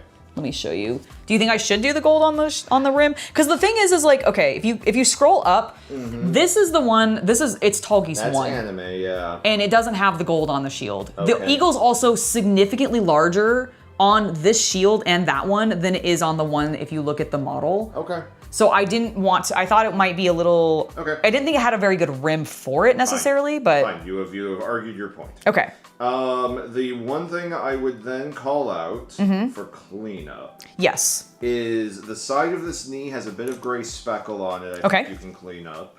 Is it the bent knee? Yes. Okay. And other than that, and his faceplate is supposed to be white? Yeah, it is. There's yellow around his Okay, yeah, you're right. Oh, but the ports are supposed to be yellow. The ports? Let me see that photo again. Well, no, because those vents are just. Okay. I think I need to do his eye slit in blue. Does it look bluish to you in this photo? It looks blue to me in this photo. Yeah, maybe. Or at least darken it. Oh, I think I see something. What? So look underneath the red crest. You see how it's dark? Oh, the helm is gray. Okay. Yeah, and you don't have that. But so- also check the side of the bent knee. Okay, and so do you think that should just be like... There's a raised portion of it you can see. Ah, yes, I see. Okay. It was like there was something about his head that was unfinished. That makes sense. Well, let's see if we can get that finished. I apparently need a little bit more gray. Because mine dried. What I had left dried.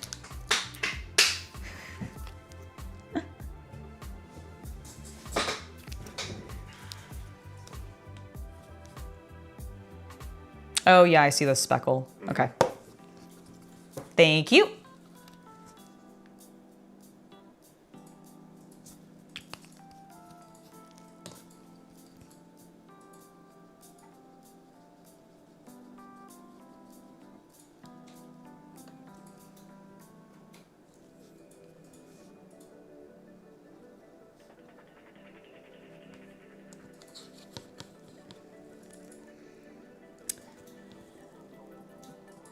I think it's the thing that also holds the crest up, so Yes, it is. yeah.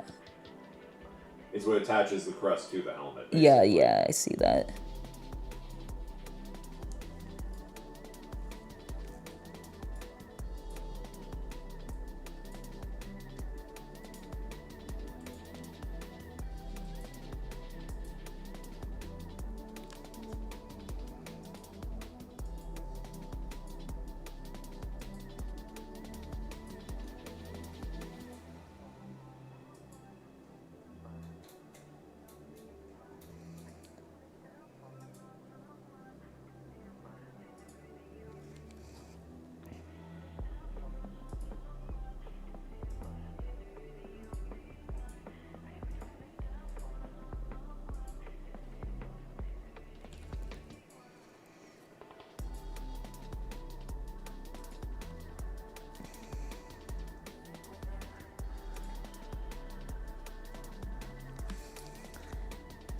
So delicate.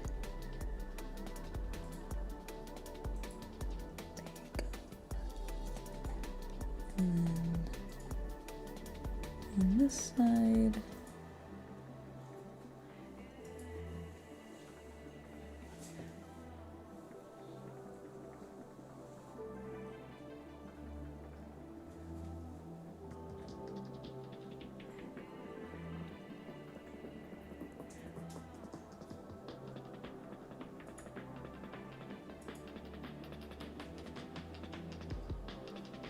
There we go. And probably a smidge on the back.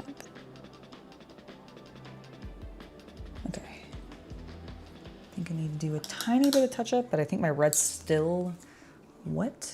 Yes.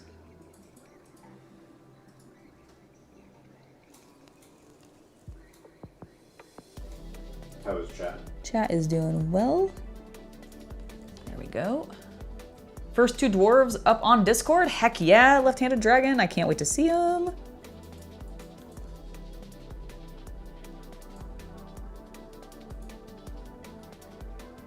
Hell yeah. All right. While that dries, let's go ahead and do some of the cleanup on the leg.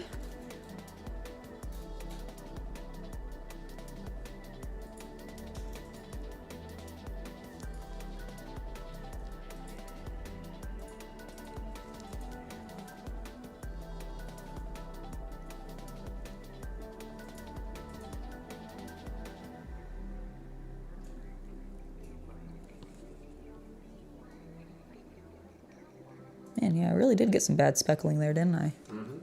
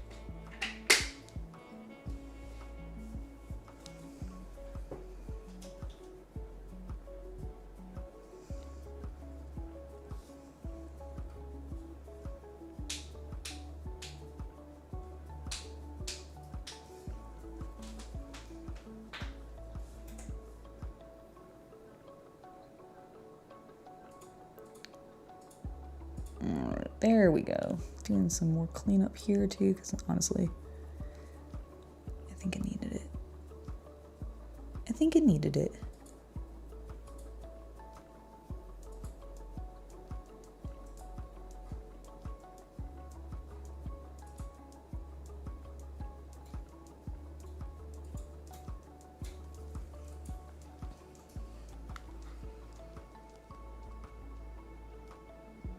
You know, they haven't really made a new Tallgeese in a while, have they, Captain Comic Geek? Maybe they will. I mean, you're painting the newest one. Well, but I meant like the, sorry, I meant like Gunpla, like an actual, like, because this is a miniature model. It's Gunpla? Technically. Do they yeah, never mind, it does say Gunpla on it. Okay, well, I think he wants an HG version, which is not a miniature. If you're gonna be picky. Well, yes, I am. In fact. Poppycock. Poppycock.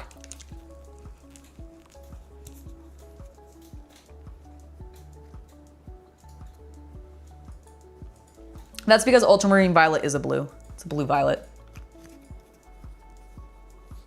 So you have a Yeti product that says it's Ultramarine Violet, but it looks blue to you. That's totally like that's the thing is like, cause here I'm gonna Google Ultramarine Violet. I would assume that's a very bluish violet. It is. It's gonna be an it's gonna be a very ultramarine violet. Sorry, too much color theory.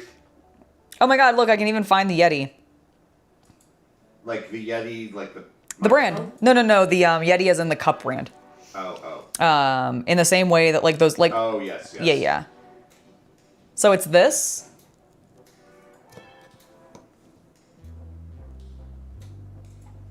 Yep, that's exactly what I would call ultramarine violet. It's a blue violet. My phone, I actually think, is making it look or like the camera is making it look more purple than I think it might in real life. The white balance is like, yeah. We're trying, okay? We're trying. But yeah, it's definitely. Yep. I think that's an accurate color description. It's gonna lean blue, but it's gonna have a little bit of purple in it. Hence the color combo of names. That's why color theory is so fucking obnoxious. And why it's really annoying when you're buying paints. Because especially paints for miniatures and not just artists like acrylics or oil colors or whatever that you'd get at like a normal art supply store. Normal art colors will have their just actual color name on them, and you should in theory be able to mix that color if you wanted to yourself, if you were able to get and afford the pigments, because some of those pigments are fucking expensive. As well as all the other, like the medium, I almost called it an adhesive, but it is not an adhesive, it's a binder. The binder and all of that stuff, right? But,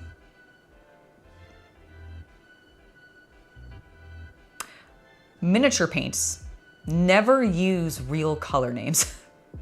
And the only one that does that I can think of is Ultramarine Blue from Games Workshop, but it's not even real Ultramarine Blue. Because like the contrast color is way more like blue-gray jean color rather than like actual Ultramarine Blue. Because that is an actual pigment color. The Ultramarine Blue Violence. There you go. Oh my god, that's a chapter name.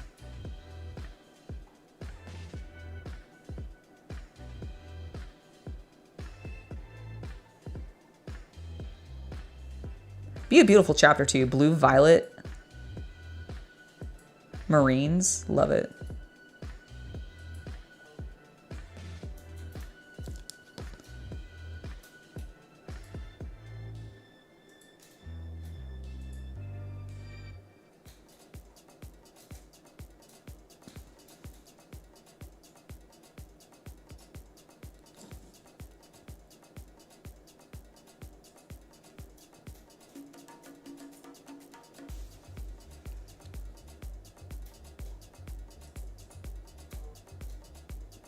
I'm doing a little bit more cleanup on that edge.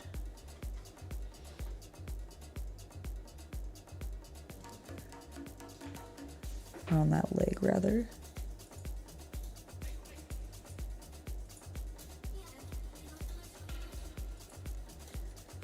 So unfortunately, it's still quite spotty.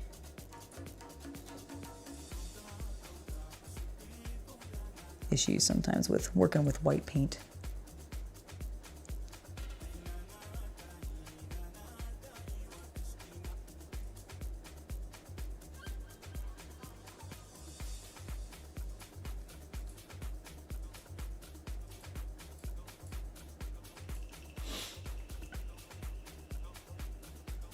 But we're getting there, chat. We're getting there.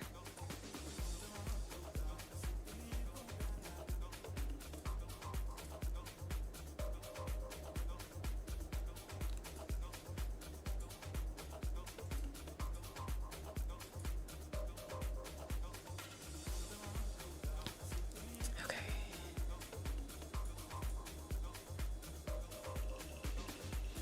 That looks pretty good.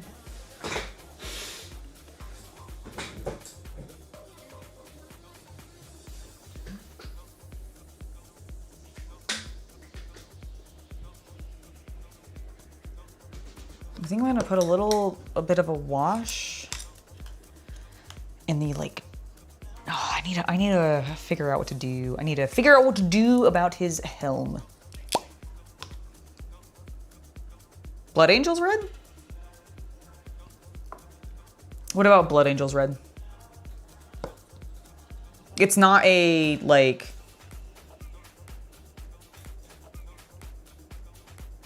It's not the way that, like, a normal art brand would refer to red. Blood Angels Red is more of, like, a, honestly, kind of a, almost goes salmon. I would not say that. I feel like sometimes they make it really orangey. Okay, here's the problem, and this is why you don't use that terminology. Uh-huh. Are you trying to match the contrast color Blood Angels Red, or the, like, canonical color of the Legion? Mm-hmm. Because the color in the pot don't match. Yeah, I know, that's the problem.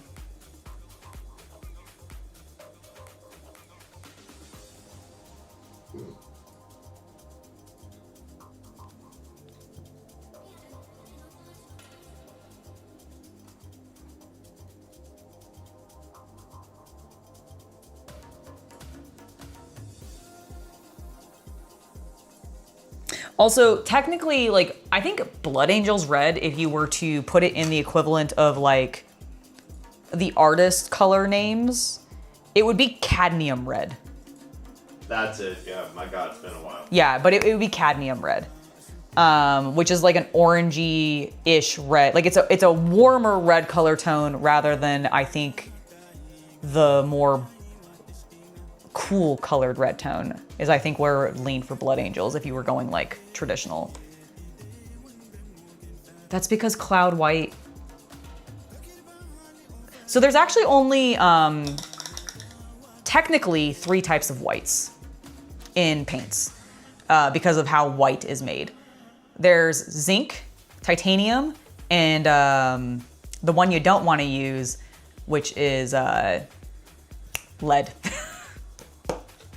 But there's lead white, zinc white, and titanium white. Most artists, I think, end up using titanium white modernly because the lead white, or was it lead? It had something in it. It was toxic.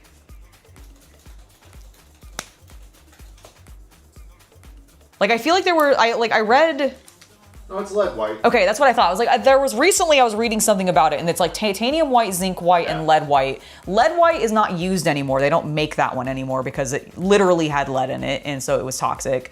Zinc white, I think, also has issues, and it's really chalky. So if your white is ever chalky, it's got zinc in it. I think some people are allergic to zinc, too. I think that's why they started making titanium white, which is like, I don't remember what its chemical composition is, but... Titanium. Well, I don't know if it's actual titanium or if they just like called it that, but I assume it has actual titanium in it. But yeah, so like, yeah, Z and T are the Or no, not the T one isn't. Yeah, it's zinc, titanium. Yeah, zinc, titanium, and lead. So you don't want to use lead white. I don't think they make that, but if you happen to randomly find an old pot of lead white, don't use it. Like just find an old pot of something that has the word lead on it. Maybe don't use it. Yeah, just don't use it. Period. Just don't. If it's got the word lead on it, just maybe don't use it, unless it's lead belcher, which is that's a silver and has nothing to do with lead. And even then, there's better options. So. Cerakote's a lot, for example. But if you are buying normal white paints from other brands, titanium or zinc are probably what you want. Zinc is going to get you a chalky finish, though. I don't remember why. I don't remember what about the zinc creates that chalky look, but if you've ever experienced that of like, oh man, this white's really chalky and this other white's really not, it's most likely because the one white is zinc and the other one's titanium.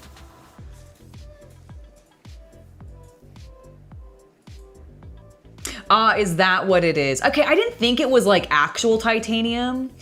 It's apparently the oxidation of titanium. Oh, okay. So it's titanium dioxide, which makes sense. So like it's like the waste product? I think so, yeah. Like I think cool. There's something about that makes like a white color tone. Right. But yeah, that's where that comes from. So like white stars, I believe, is probably just a variation of titanium white. Same thing with like trooper white. It's got a little bit of beige put in there, but it's probably just a titanium white mix. But it's really funny to me because like you wouldn't know that. Like I feel like that is not taught to miniature painters because no miniature paint brand actually just uses the fucking legit color names. Yeah. They have to make up their own color names to fucking trademark them. And it's so irritating to me because they don't do this in the normal art world. As somebody who went to art school, like went to college, had to go into art supply stores and buy paints for my fucking color theory classes where I just painted a bunch of acrylic goddamn squares, okay? It irritated the shit out of me, but I had to buy so much paint for this one class where all I was doing was painting swatches. You know what's great? I never had a gouache class. It wasn't even just gouache. I would have been fine if it was all gouache. It was just my color theory class was like, the man was like, until your final project, I'm going to allow you literally zero creativity. And everything else you're going to do is be painting colored squares. Honestly, I could have used that quarter. I had other shit I was busy with. I was so fucking bored, and it was such an important class because color is so important, and I didn't give a shit about what I was learning because I was so disinterested in the projects. It was such a detriment. I hated that class. I hated that professor. I wish I had gotten somebody else. Like, actually, legitimately, out of all of my college courses, that is the one that I have the most regret about of, I wish I had paid attention. She still feels about this. I still feel about it 20 years later. I wish I had paid more attention because I wish I had had the opportunity to give a fuck more because I wish the professor had not been such an asshole about it all. Oh my gosh. But yeah, so like, it just drove me nuts. But like, yeah, all of my paint colors going through the art supply stores when I was buying for that class and for all of my like classes that required me to do painting, it was all like cadmium red, ultramarine blue, violet, red violet, like what it was actual color names as opposed to white stars or lead belchers or traitor green, ethereal green, topaz skin, all of these things. It would have just been like normal actual, like it would have been like buff or titanium white, or it would have had actual color names. It would have been great. It would have been, I would love for somebody, I think Army Painter on their Fanatics actually gives them normal color names on the side. Black reddish brown, for example, is what which is what oak brown is. It's on the red portion of the label. So it says War Paints Fanatics and then on the side near the barcode. I see it. So this one is yellowish pink. Can I see the white? Sure, it is. It says white. Damn it! They don't even use the real ones though. I bet it's titanium. I bet it's titanium. I was seeing if it had like a main ingredient list or something. I don't think it. I'm sure they do on their site. It's not for ingestion, so they may not have to. Yeah, I was gonna say I don't think they do, and I think they just list that on their like website. Yeah. Unfortunately, I don't think it's something they put on the bottles. I don't think there's enough space for it, honestly.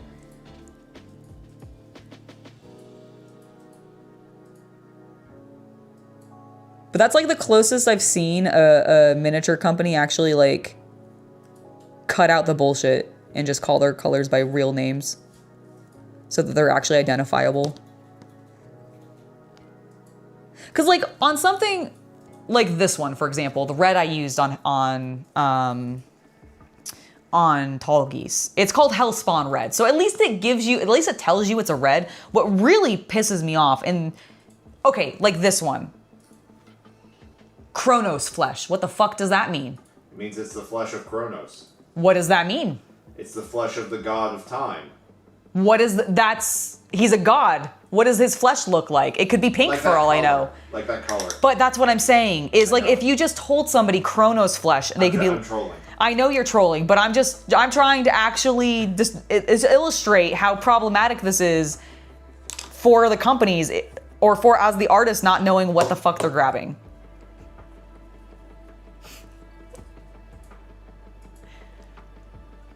Okay. I feel pretty good about this. I think that cleanup looks good. Okay, I'm gonna do the silver and then I'm gonna hand it to CC to see if he likes it. And then I think we might be done. Holy moly. The moly is indeed holy. The moly is indeed holy.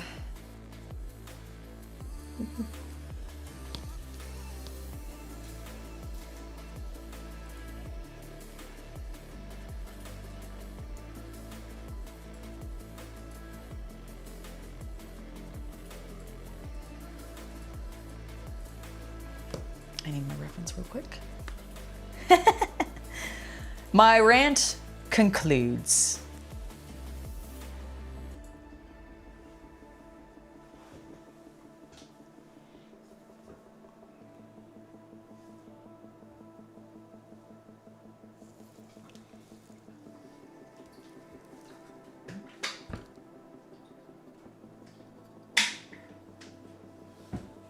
I just feel like it would be beneficial to noobs to have slightly less confusing color names.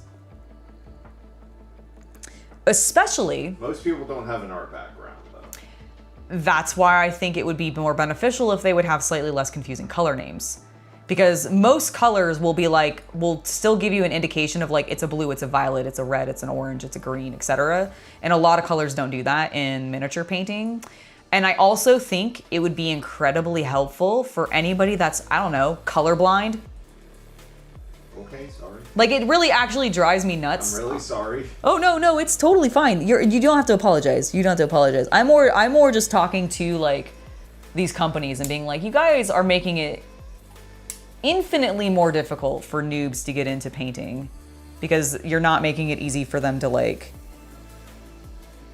do this. And I know it's because they want to trademark their colors. I get it. Business. But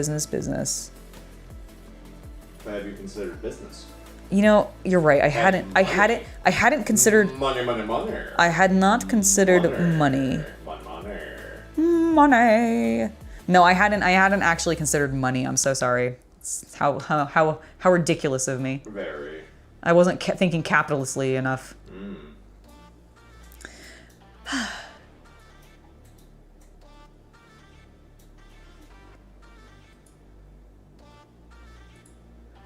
But I'm just saying, for people who are colorblind, it would be so much more helpful, because they could at least be like, okay, this is a red.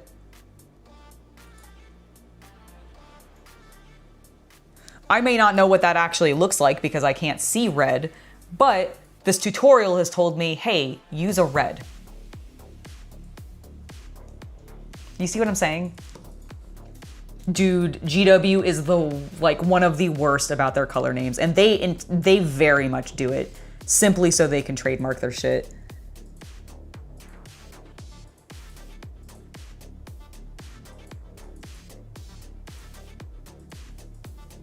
It's like they all want to have these like proprietary colors, and I'm like, why? So the reason for it is because then the tutorials, when they say Blood Angels red, specifically what you're describing does not happen. They get taken only to the Blood Angels red, which Citadel makes profit on, and they don't just buy a red from Army Painter. That's fair. That's part of the strategy. That's why I'm making the capitalism jokes. Yeah, no, I do understand that.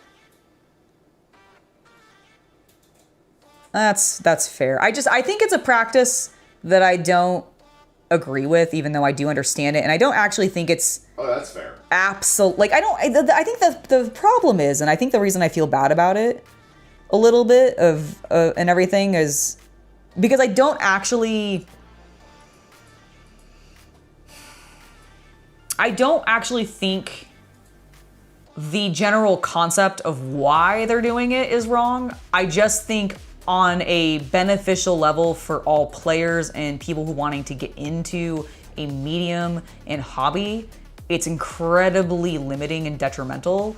And I think because my goal, one of my joys in life is always just to see people creating art and actually engaging in hobbies and enjoying themselves.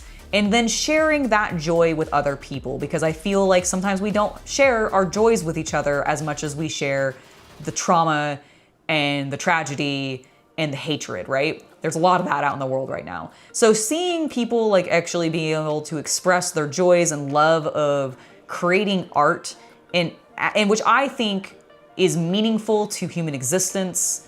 I think it adds to society. I think it builds up culture. I think it gives us something to talk about and to discuss that doesn't necessarily have to be fueled by anything other than raw, pure enjoyment of observing a thing. And there's a beauty to that, and I want more of that in the world. And so I feel like that element of capitalism really fucks with that. And while there are definitely way more harmful things that capitalism does, good God, it does bother me weirdly, you know what I mean? Yes, make colors, not hate. I agree completely. Exactly. All right, we got some silver there. Let's go ahead. We gotta need a little bit of silver up here. Ooh, my hand's getting shaky.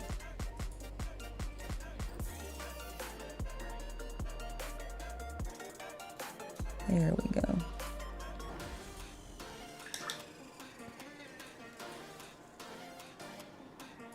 A little bit of spillover, but I think I have my dark gray and I can touch that up.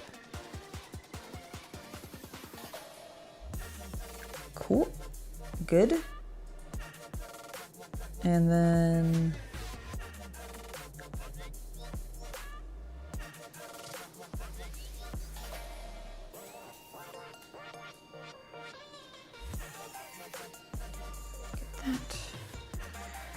okay. Smidge of blue. We need a smidge of blue. Oh, this will be perfect actually. Society does need art to survive. I completely, fully agree with that. Completely, fully agree with that. And I think it needs art created by people. Human beings. Not just regurgitated crap, like what AI produces for us.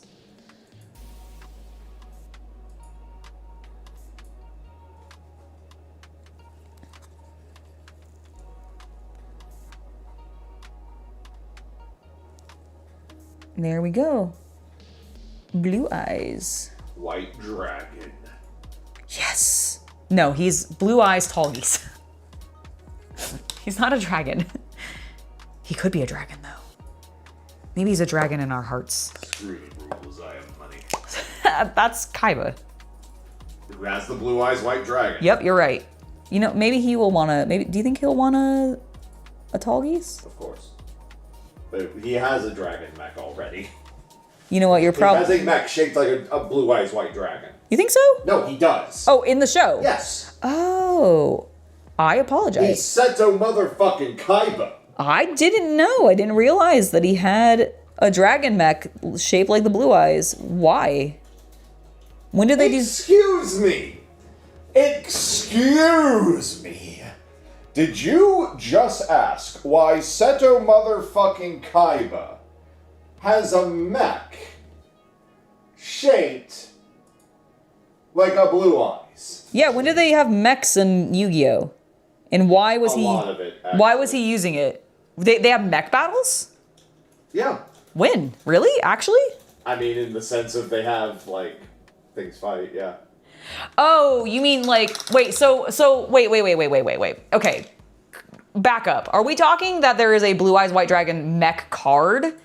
And so he has that because he's just fucking obsessed with everything Blue Eyes and therefore has that card and therefore that has been like brought into the world? There's an entire season that they spend inside of a cyber universe. Oh. There's all kinds of crap.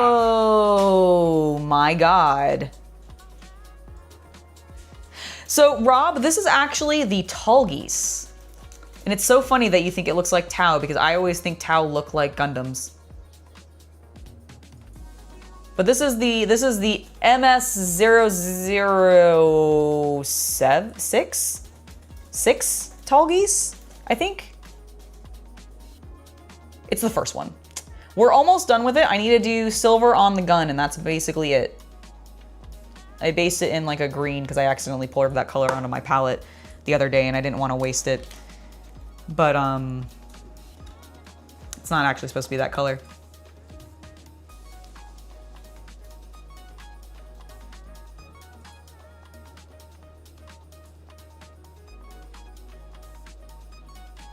Silence falls. I was adjusting my camera because I was and reading chat at the same time, which was very slow and detrimental to my speaking ability. It's my pleasure. I'm always happy to give a good rant, especially a good art rant.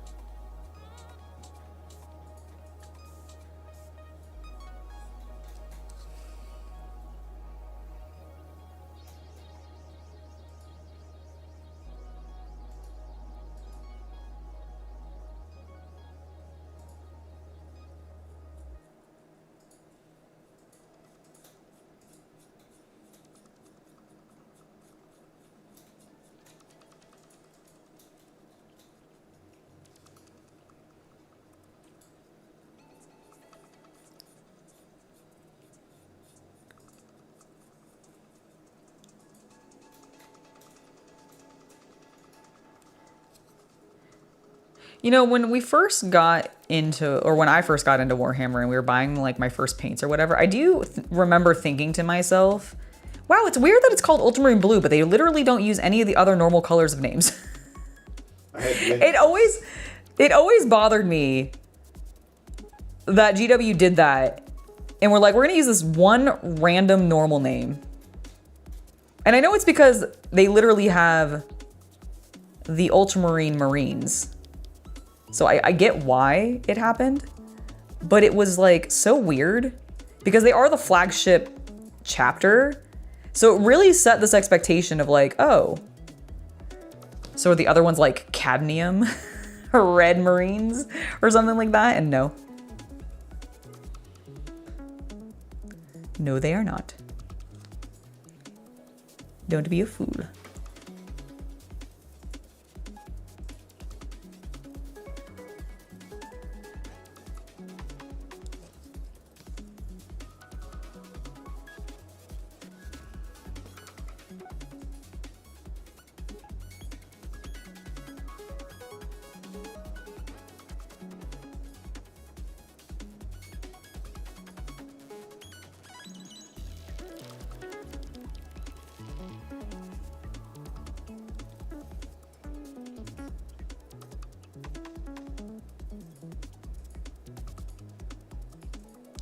You know, it's really funny that we call them the Space Smurfs, considering, like, they're not even the nicest of the chapters. They're not even the goodiest of good guys for the Space Marines.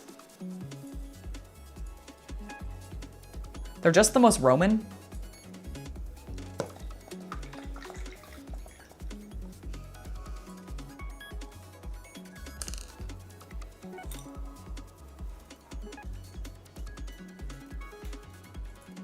Am I going to add other units to my Bretonnian army? Down the line, I mean, I have a trebuchet unit that's part of them already. So I have done some other units.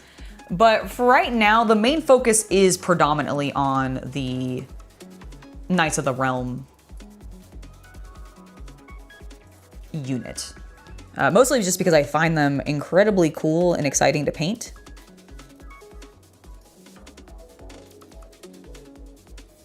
I think my next one I'm gonna do something really crazy and just do like, or very girly. And I wanna do like something very purple pink.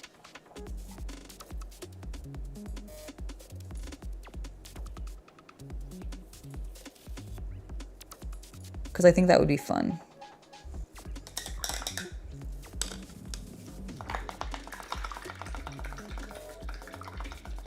Oh, you're very welcome. It's, yeah, if you haven't thought about the Roman Empire today, guys, I mean, what are you doing? I need to take your man card, actually. Give it to me right now. Just put it in my hand. You have, if you have not thought about the Roman Empire today, your man card is revoked. And you need to hand it right over. Wow, they have like 12 hours. Calm down. I got time. Okay, well, I'm just saying that if you don't by the end of the day, I expect your man card to be delivered on my desk at midnight. Okay? Wow.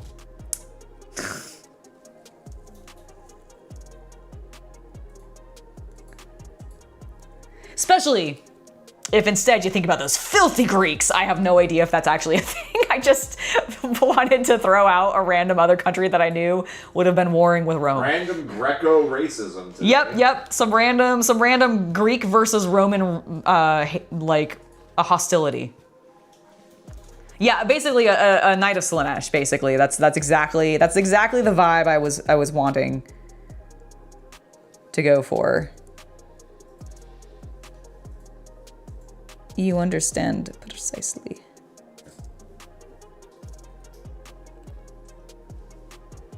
I'm kidding.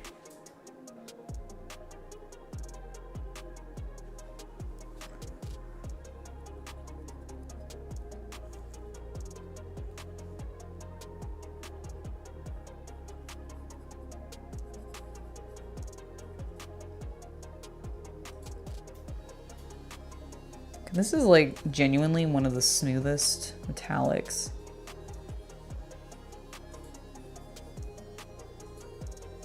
And I love it. God, it's so good. What a beautiful color.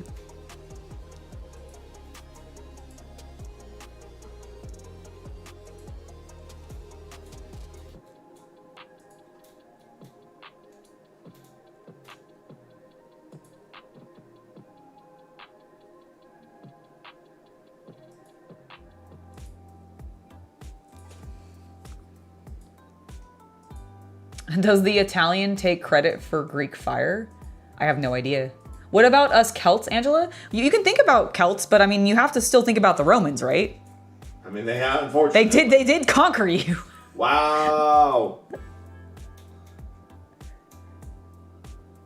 Wow. Wow. I'm just stating facts. You're stating something.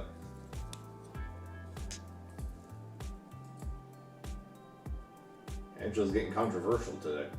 Am I? A little bit. Okay.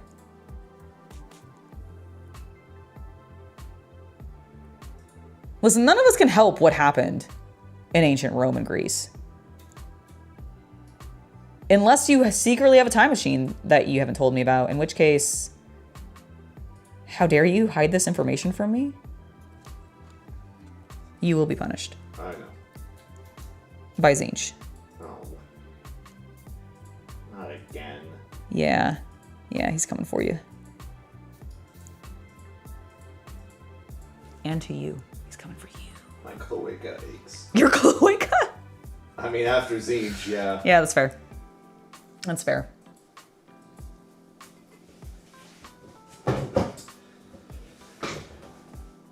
No, I've actually not heard that one.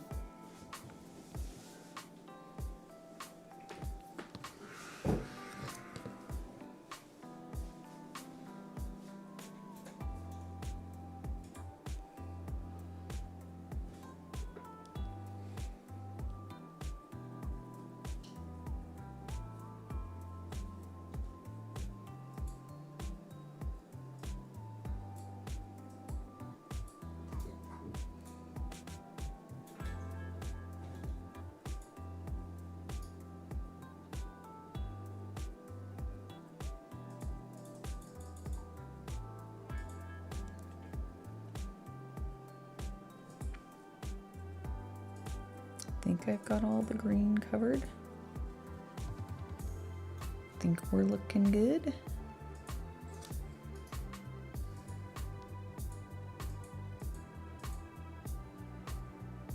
One more there. A little bit more on the edge. All right. I think that is that. We just need to let it dry, and then we can give it a nice little Nolan oil wash. And then I think he's done. I think all we need to do then is paint the bases. Zeech can come for you anytime they want. Excellent, Rob. I'll let him know. I have a weekly meeting with him. Oh, don't worry. The Prince of Pleasure will be coming for you. Don't worry. What?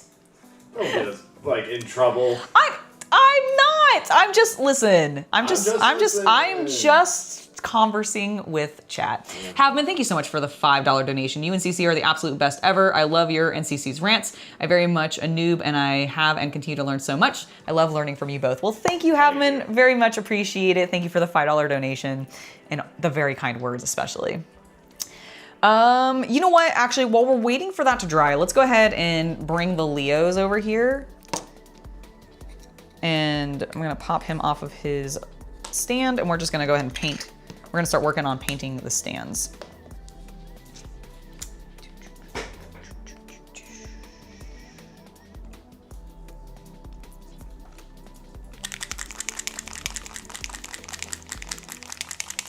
Nice black paint.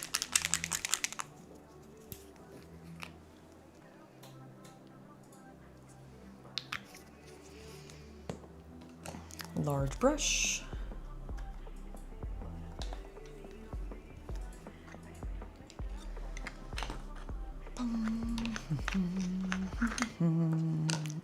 Oh God. You all right? Yeah, I just knocked Tallgeese over.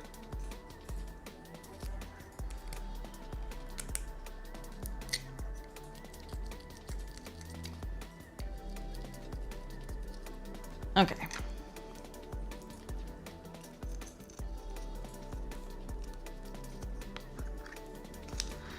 There we go. That will be much easier to work with.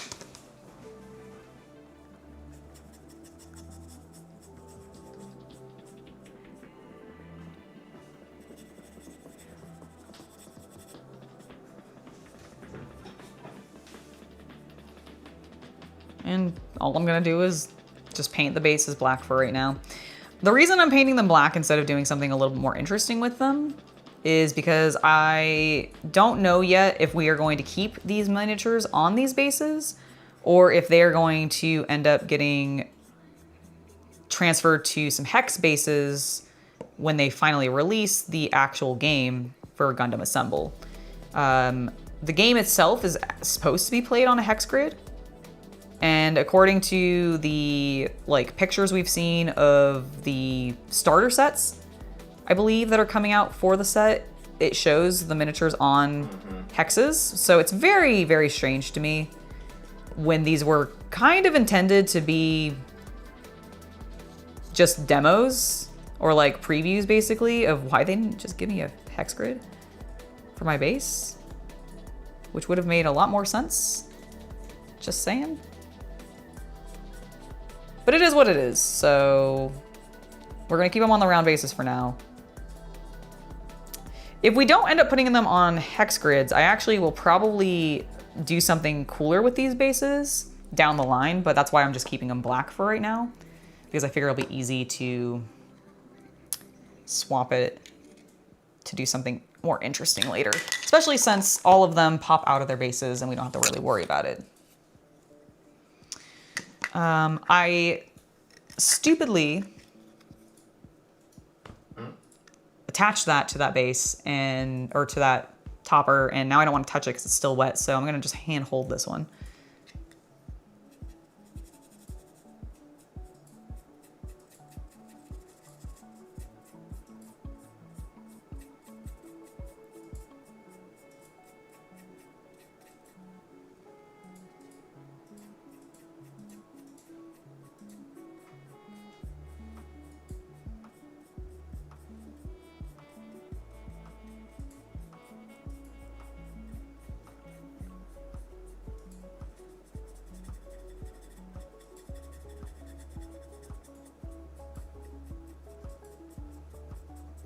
And we'll do the rim here in a bit. Since I can't really right now because I have to touch it. Grandfather Nurgle does infect us all. He is inevitable, unavoidable, and perpetual. I actually think he and Tzeentch are probably the two most scary of the actual Chaos Gods in my personal opinion. I think violence and excess can be avoided, realistically, if you really try hard enough. Whereas disease, pestilence, decay, entropy, and time are unavoidable.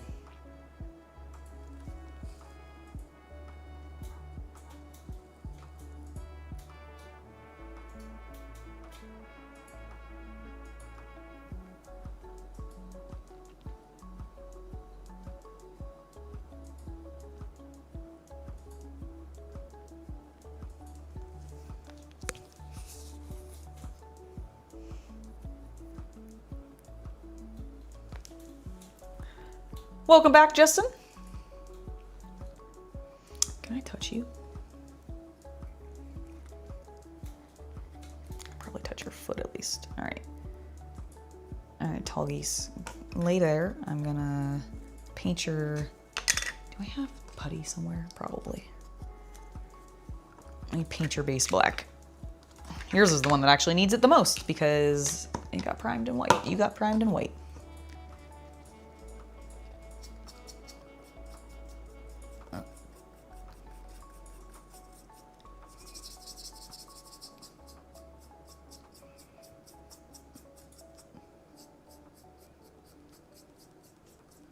You know, for that being a black, it looks pretty brown, don't it?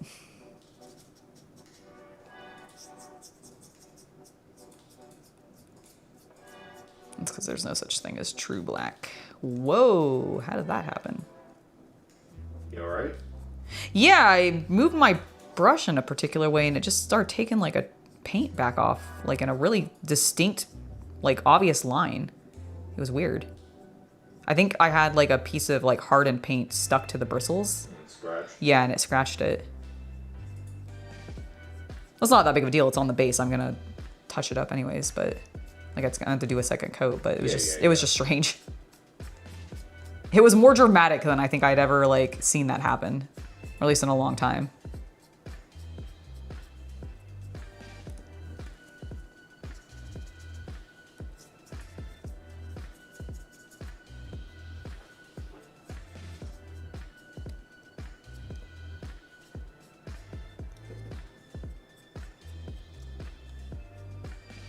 All right, set that one down.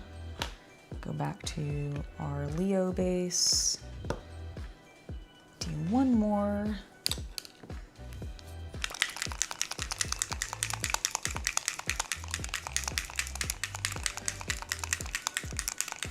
Here, I'll answer that question with a draw. What? Somebody asked me if I weed. And I'm going to answer that question with a draw.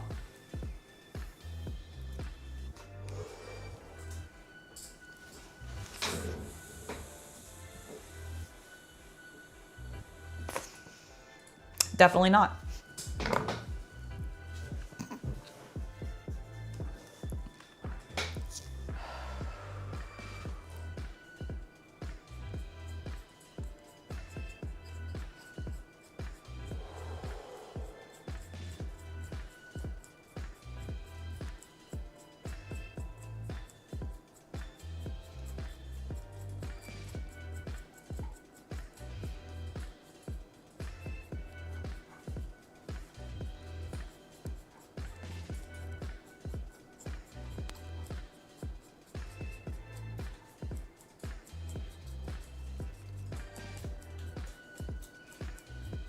Okay, there we go. Nice and dark. Like my soul. I need more putty. Where's all my putty? You can almost smell the 420 from here? My God. Sorry, Neo. I'm so sorry.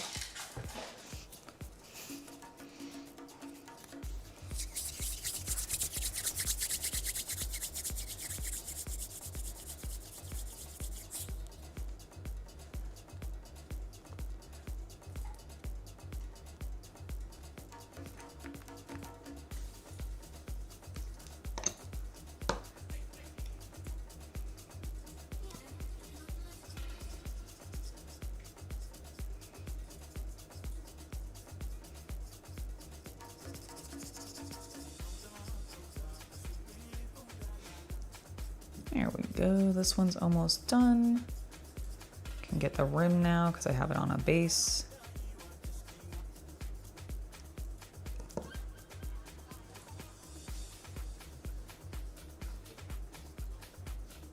Clean that up. It doesn't really need it. This one was primed in black, so the base mostly stayed the same color. But just in case, his back foot was kind of near the edge at one point, so.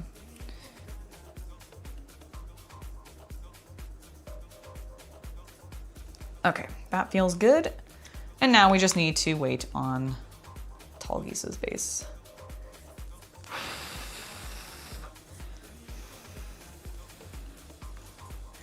I have my blow dryer up here? I don't think I do. Nope.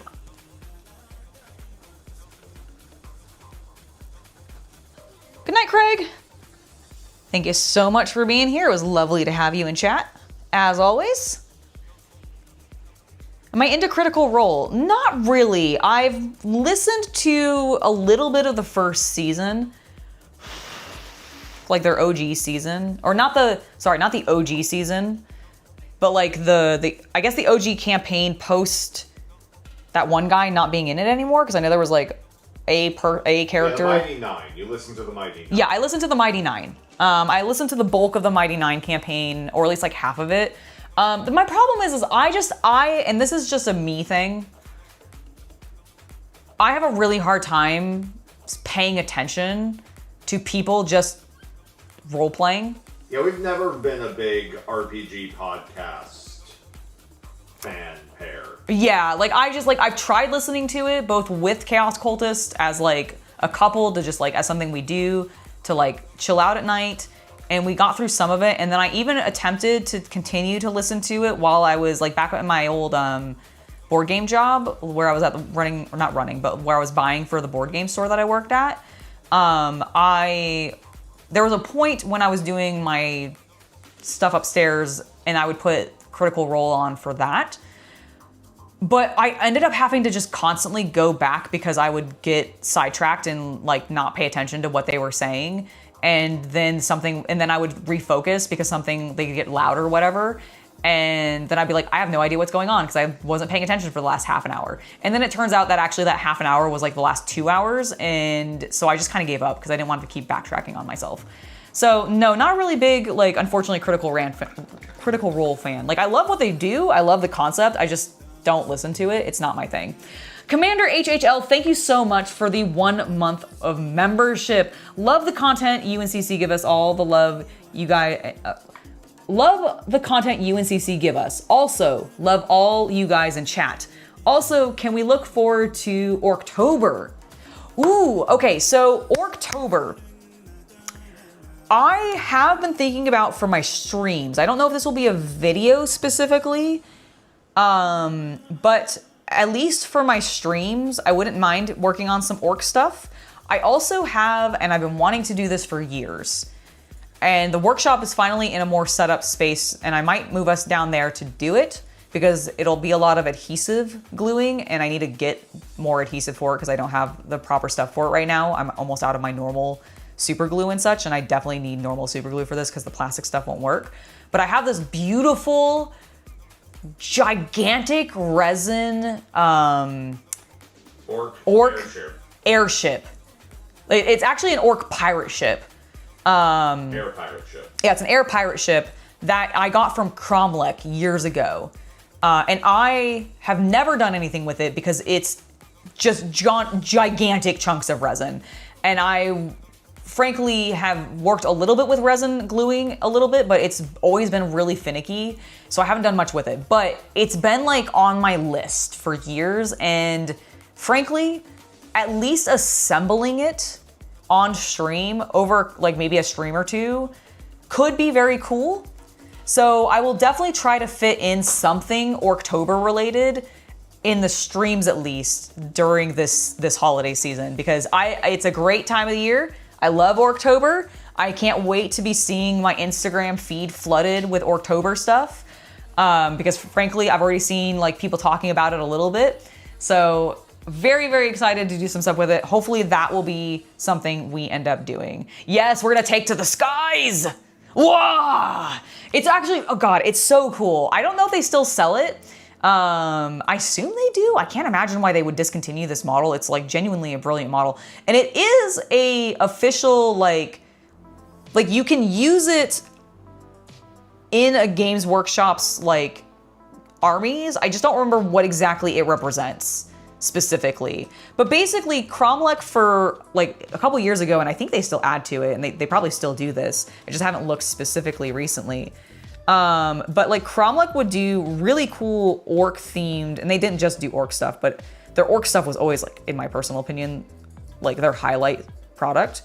I don't know, you guys might feel differently about that, but I always felt like they just really went above and beyond with all their orc stuff, especially. I feel like they were big orc fans at the company or something.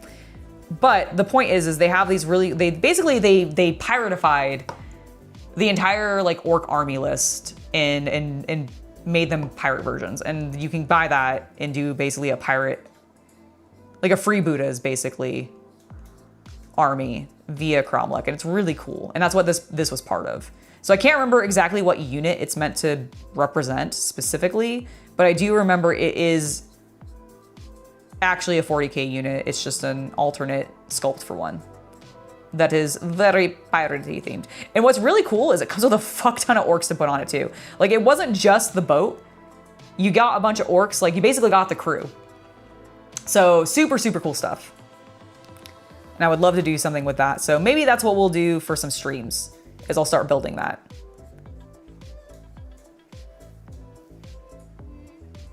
I have some of the, let's see, where is he? There you are. These orcs are actually from that pirate set. They don't go in the boat. They were a separate unit. But like, this boy, God, he looks so good still. I'm still very happy with him. This is one of the Cromlech sculpts. Like, look how good they are.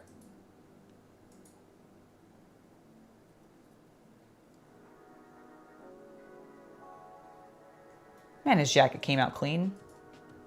Damn, he looks good.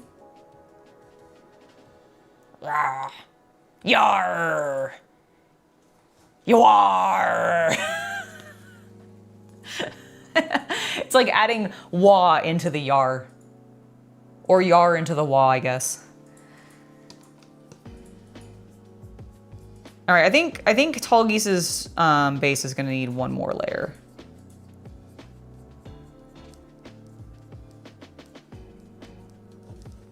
Just based on what I'm seeing there.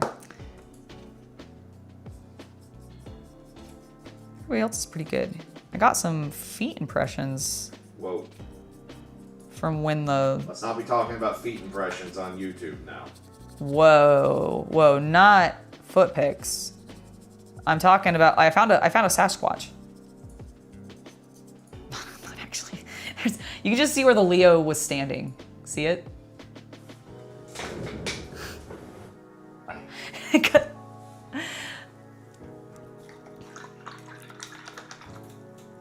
You're back. Welcome back, Havman. Freebooters, exactly.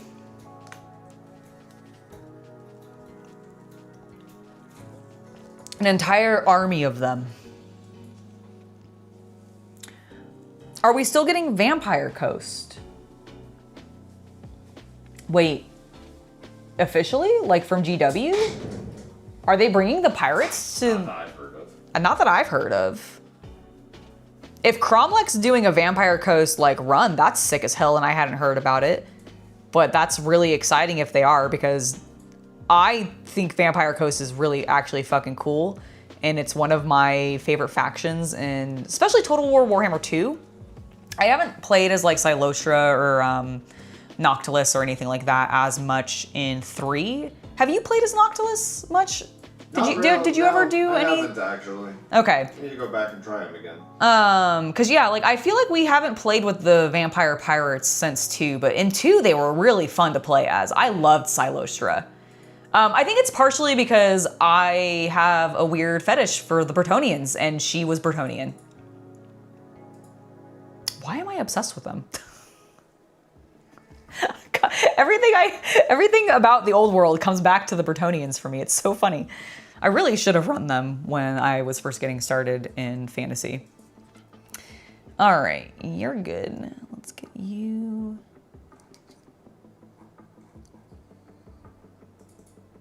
Back in place. Space Zaku. Sorry, that's not a Zaku at all. Space Leo. Sorry, the Zakus are downstairs now, actually, but I was just thinking about them. It's the enemy ship, not ship, mech. It's the enemy mech.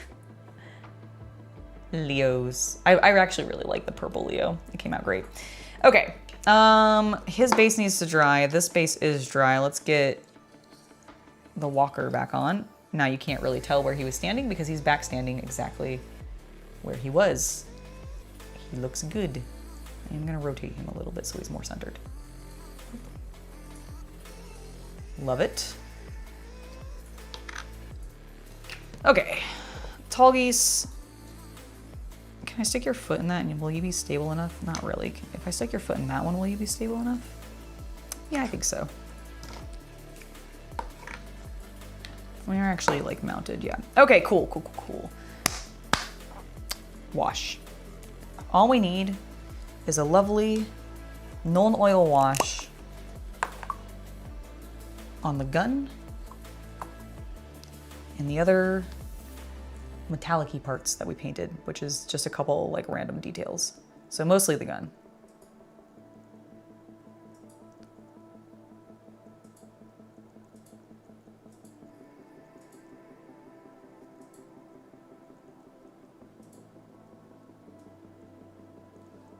There we go.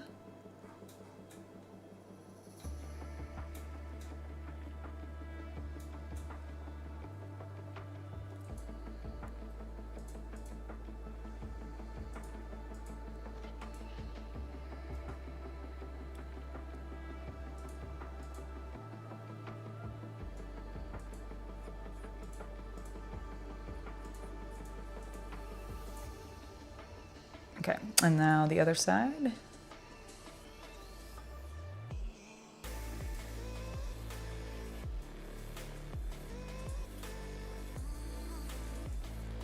Thank you for subscribing, Platinum Shadow. Lovely to have you join us.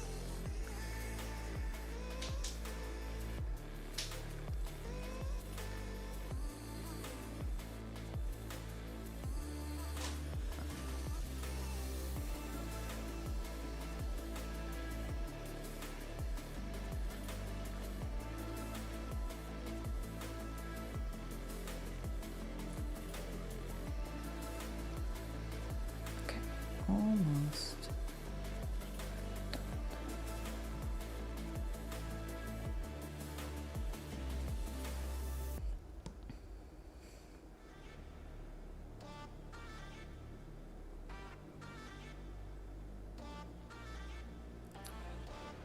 Let's make sure to get that side. Let's not leave it unpainted, please, Angela. That would be bad.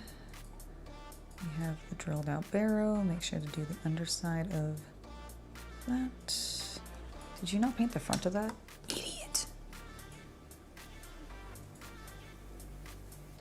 There you go. Now you did. Now you did. Now you fixed it.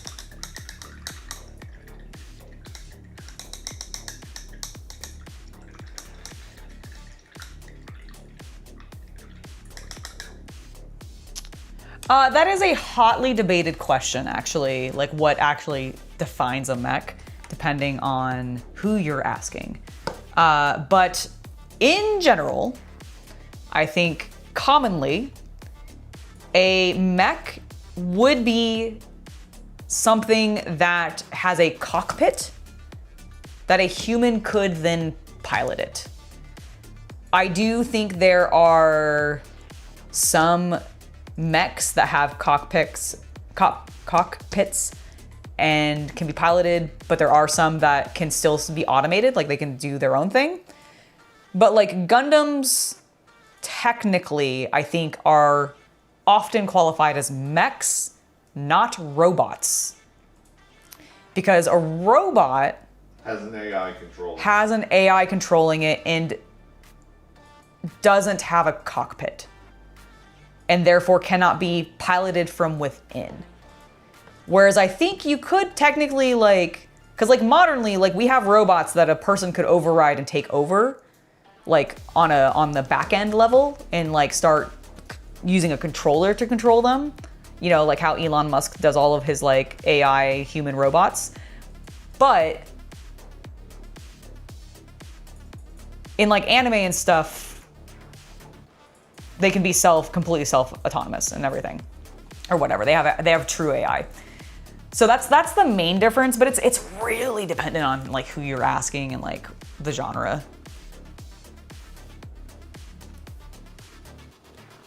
But generally, yes, I would say it's pretty safe to say that mechs have cockpits and can be piloted, whereas robots are AI autonomous.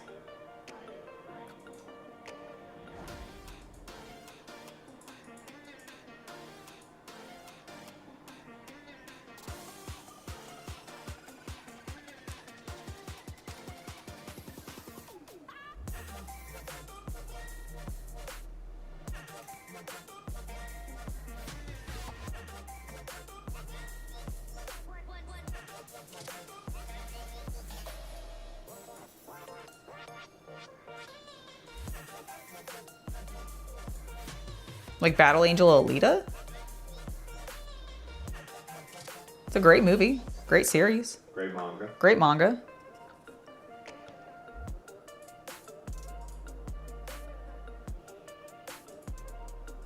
That's more of she's more of a robot though.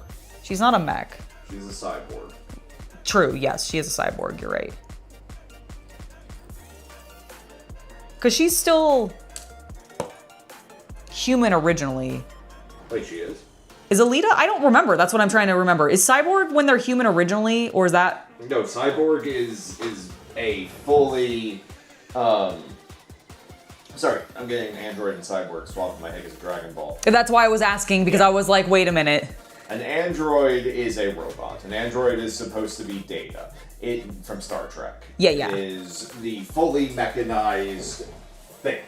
It might be sentient, it may not be, but the point is it is not organic based. Right, whereas a cyborg is a human being who has, in some capacity, added inorganic machinery to their functioning body. Right. So someone with a pacemaker is, by the sci-fi definition, a cyborg.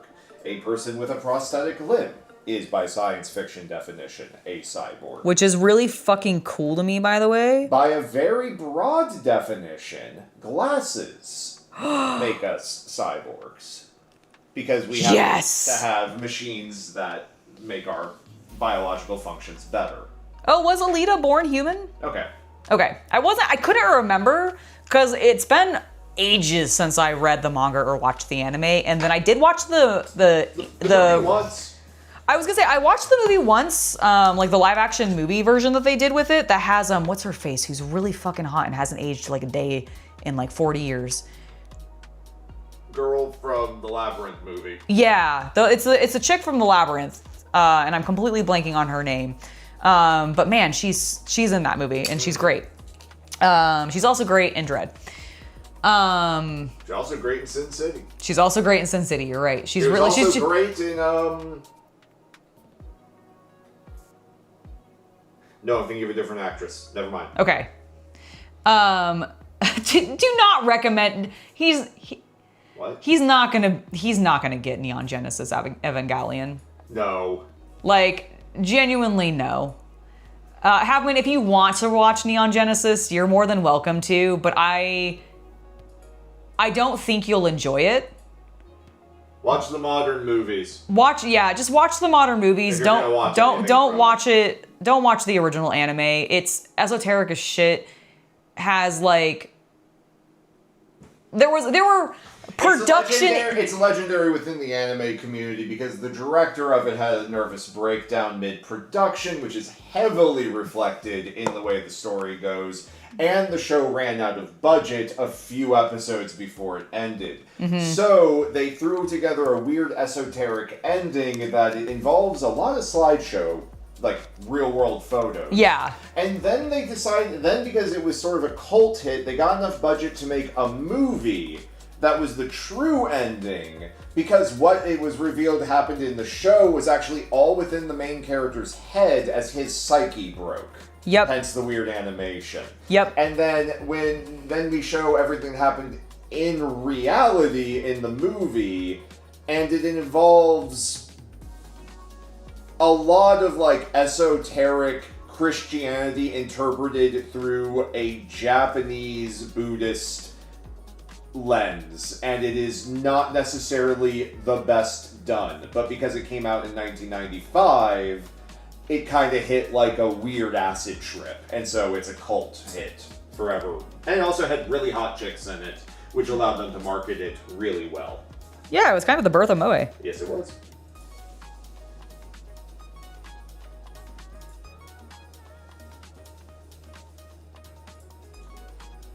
But there you go. You kind of now know Neon Genesis. Go ahead and look up some of the mechs. They're cool. Look up some of the political history. That gets weird. Oh my god, yeah it does. Like, Neon Genesis is a fascinating series, don't get me wrong, but it's not something I would actively recommend to somebody who does not watch anime. It's like if somebody didn't really ever watch television or movies and you tell them to go watch Twin Peaks. Yeah, it would be like, is this what all things are like? And you'd be like, have to be like, no, this is the weird thing. And that doesn't necessarily make it bad or anything like that. It's just particular.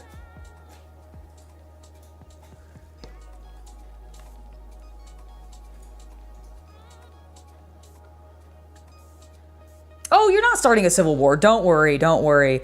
I'm just saying that, like, Neon Genesis is one of those ones where I'm like, unless you're really wanting to, like, experience a historical, like, phenomenon within anime culture from a very specific time period, I actually don't think Neon Genesis is, like... It's also weirdly paced. Yeah, it's such a, like, it's so significant, but not necessarily something that I think everybody needs to consume actively modernly. There are far more interesting and, like, more cohesive, weird, eccentric stuff to be able to consume and have it make a little bit more sense, I feel like. You know, just go watch One Piece. Honestly, yeah. Like, genuinely, if I had to recommend any series to genuinely jump into that I know It's is... insanely long, which is a problem, but if you just want something to have on in the background, because it's insanely long, it works well for that. It does, and also, like, I feel like you can kind of just have it on in the background up to, like, a point until you hit the modern stuff. Yeah. Because it's really, like, you want to get that information, and sure, I'm sure there'll be points where you'll stop and, like, sit down and really pay attention because you'll get, invested in what's going on, like what the crew's doing. Which can happen with any series, don't get me wrong. But there's so much in One Piece to get invested in. And I just think it's very important. I think it's a great story.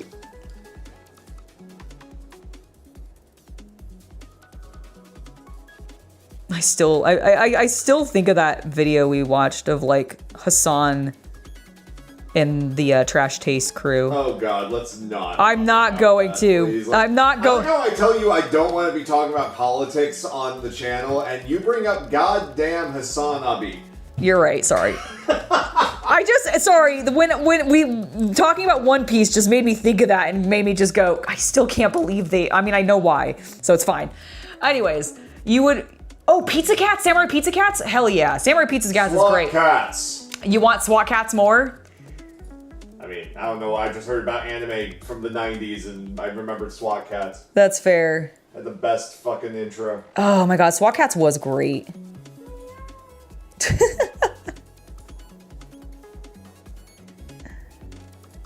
God. Some of those like classic cartoons I do legitimately miss.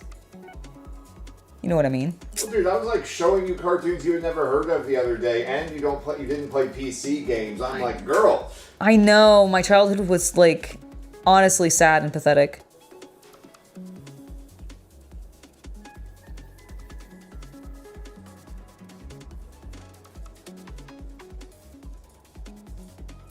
Yeah, what was that like reboot like thing that you were? What was it? No, not Descent. That was something else.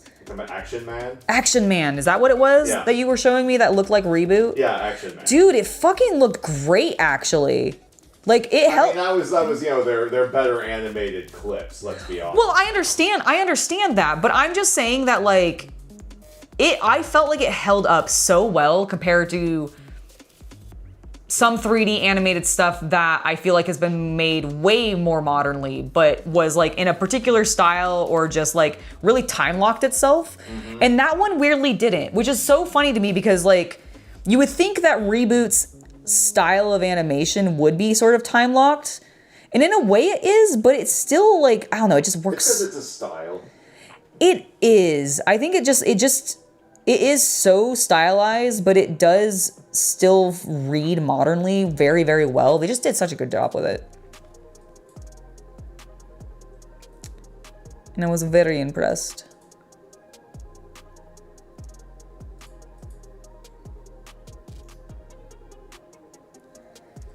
How does that look, guys?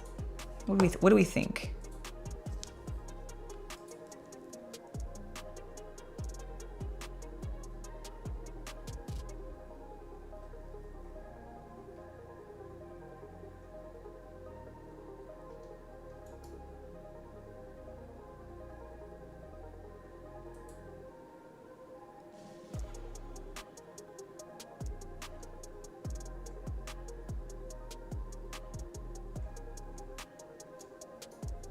Kind of just been like fussily glazing on white.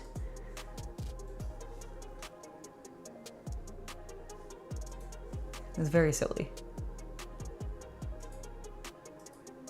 Ooh, Darkwing Duck, also a great one.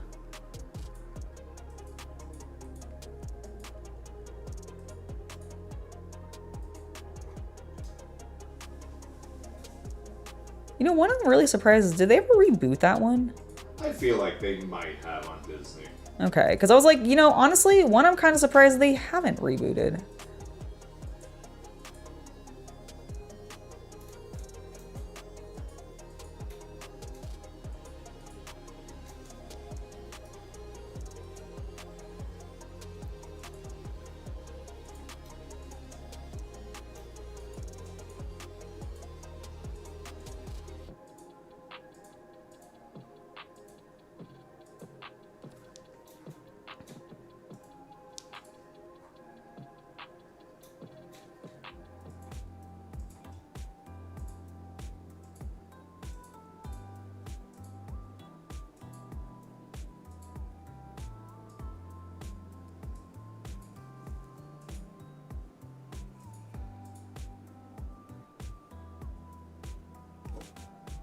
Okay, here, take him from me and look at him.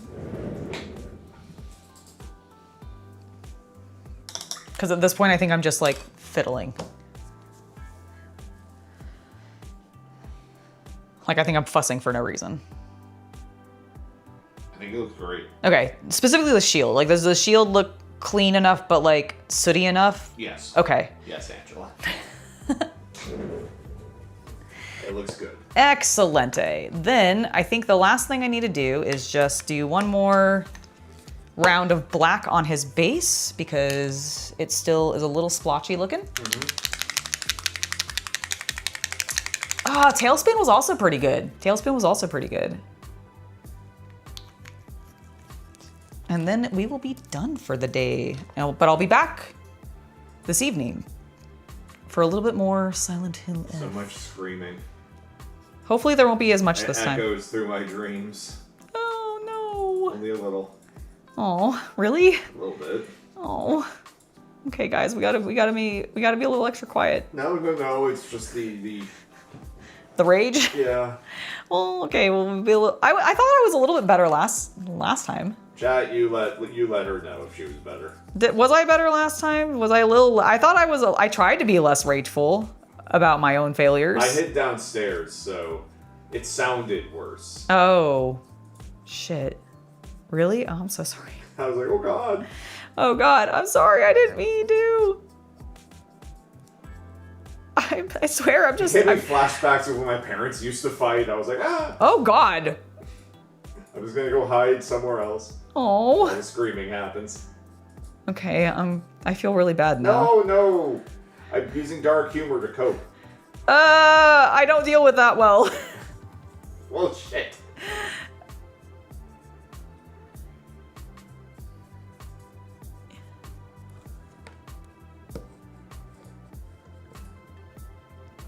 I am unfortunately going to be leaving you temporarily, but I'll be back tonight. You'll get a second dose. A dose. A dose, if you will. I know. I do, unfortunately, blow out his ears regularly with my loudness. Sometimes it's fun, sometimes it's not. That's true. All right, guys, but I'm actually extremely happy with how Tallgeese turned out. Let's see if we can get him. Let me air dry this base a little bit.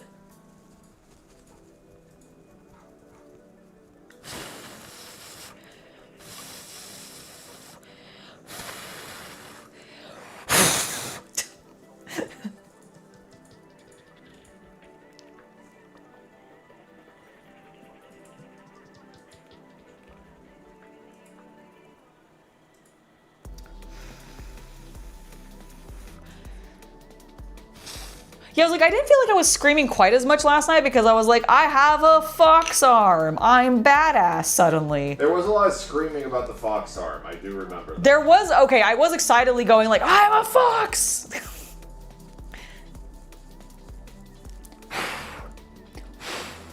Do you think I'm gonna get a mask for my last ritual? That's the thing I haven't figured out yet. Like, what's the last ritual gonna be? I got branded on my back because apparently I'm somebody's property. I guess I'm the fox man's property. Because that's what branding makes me think of. Like cow branding. And then I got my ripped off my left or right arm. I can't remember now which. I think it might be my right arm. I think it was your right arm. Yeah, I think so. They ripped off I'm sorry. They did not do anything. They handed me a bone saw, and I was like, okay. And you were like, bone saw. And I was just like, ah! And I cut off my bone saw ready, and then I sawed my arm off, and then they magically surgically attached a fox arm to me. It happened instantaneously. Thank God it was my same blood type. And then they branded me, and now I have one final trial to deal with, and I'm assuming I'm gonna get like a tail or a mask. Those are my two things that I think that are gonna happen. All right, guys, here we go. Here is Tallgeese. Geese of Tall. The geese of Tall. who's gonna lose, who's gonna be piloted by a hero, lose to Zek's piloting wing because they're in the wrong mechs and the Zero systems don't like it. And so then they got to trade. That's the main thing I remember about Tallgeese 1. Bullshit new type shit, where Zex and Hero were like, hey, this mech really likes you. Yeah, actually, this mech really likes you too. Hey, you want to swap mechs because they don't like us, but they like you? They like each other? Yes, that sounds great, let's do it. And then they just do it, and then they peace out. God, Gundam Wing is so good. You keep using that word, I'm not sure you know what it means. I think you might be right. But okay, I think that's great. That gives me a little bit of extra time to chill, make sure dinner can be made, etc. And then we will be back this evening at 7 p.m. where I'll be playing more Silent Hill F.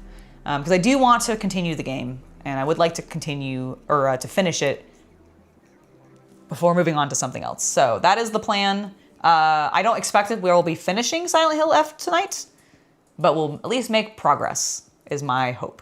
So see you guys then. That'll be at 7 p.m. Pacific or your regional equivalent. I know that will be kind of late for some of you in the UK. I think it's like 2 a.m. or something like that for you guys, so I do apologize. Don't feel obligated to get back up. You can always watch it on demand later. But in the meantime, I will see you guys later.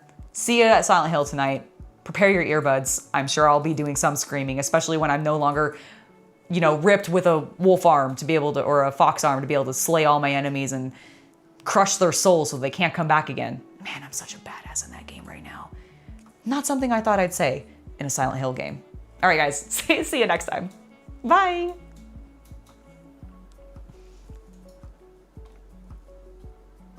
Oh no, my button's broken. What? I went to go end, but it gave me an error when I hit it on the Steam Deck. Oh no. So it must have desynced or something, I don't know. But all right, guys.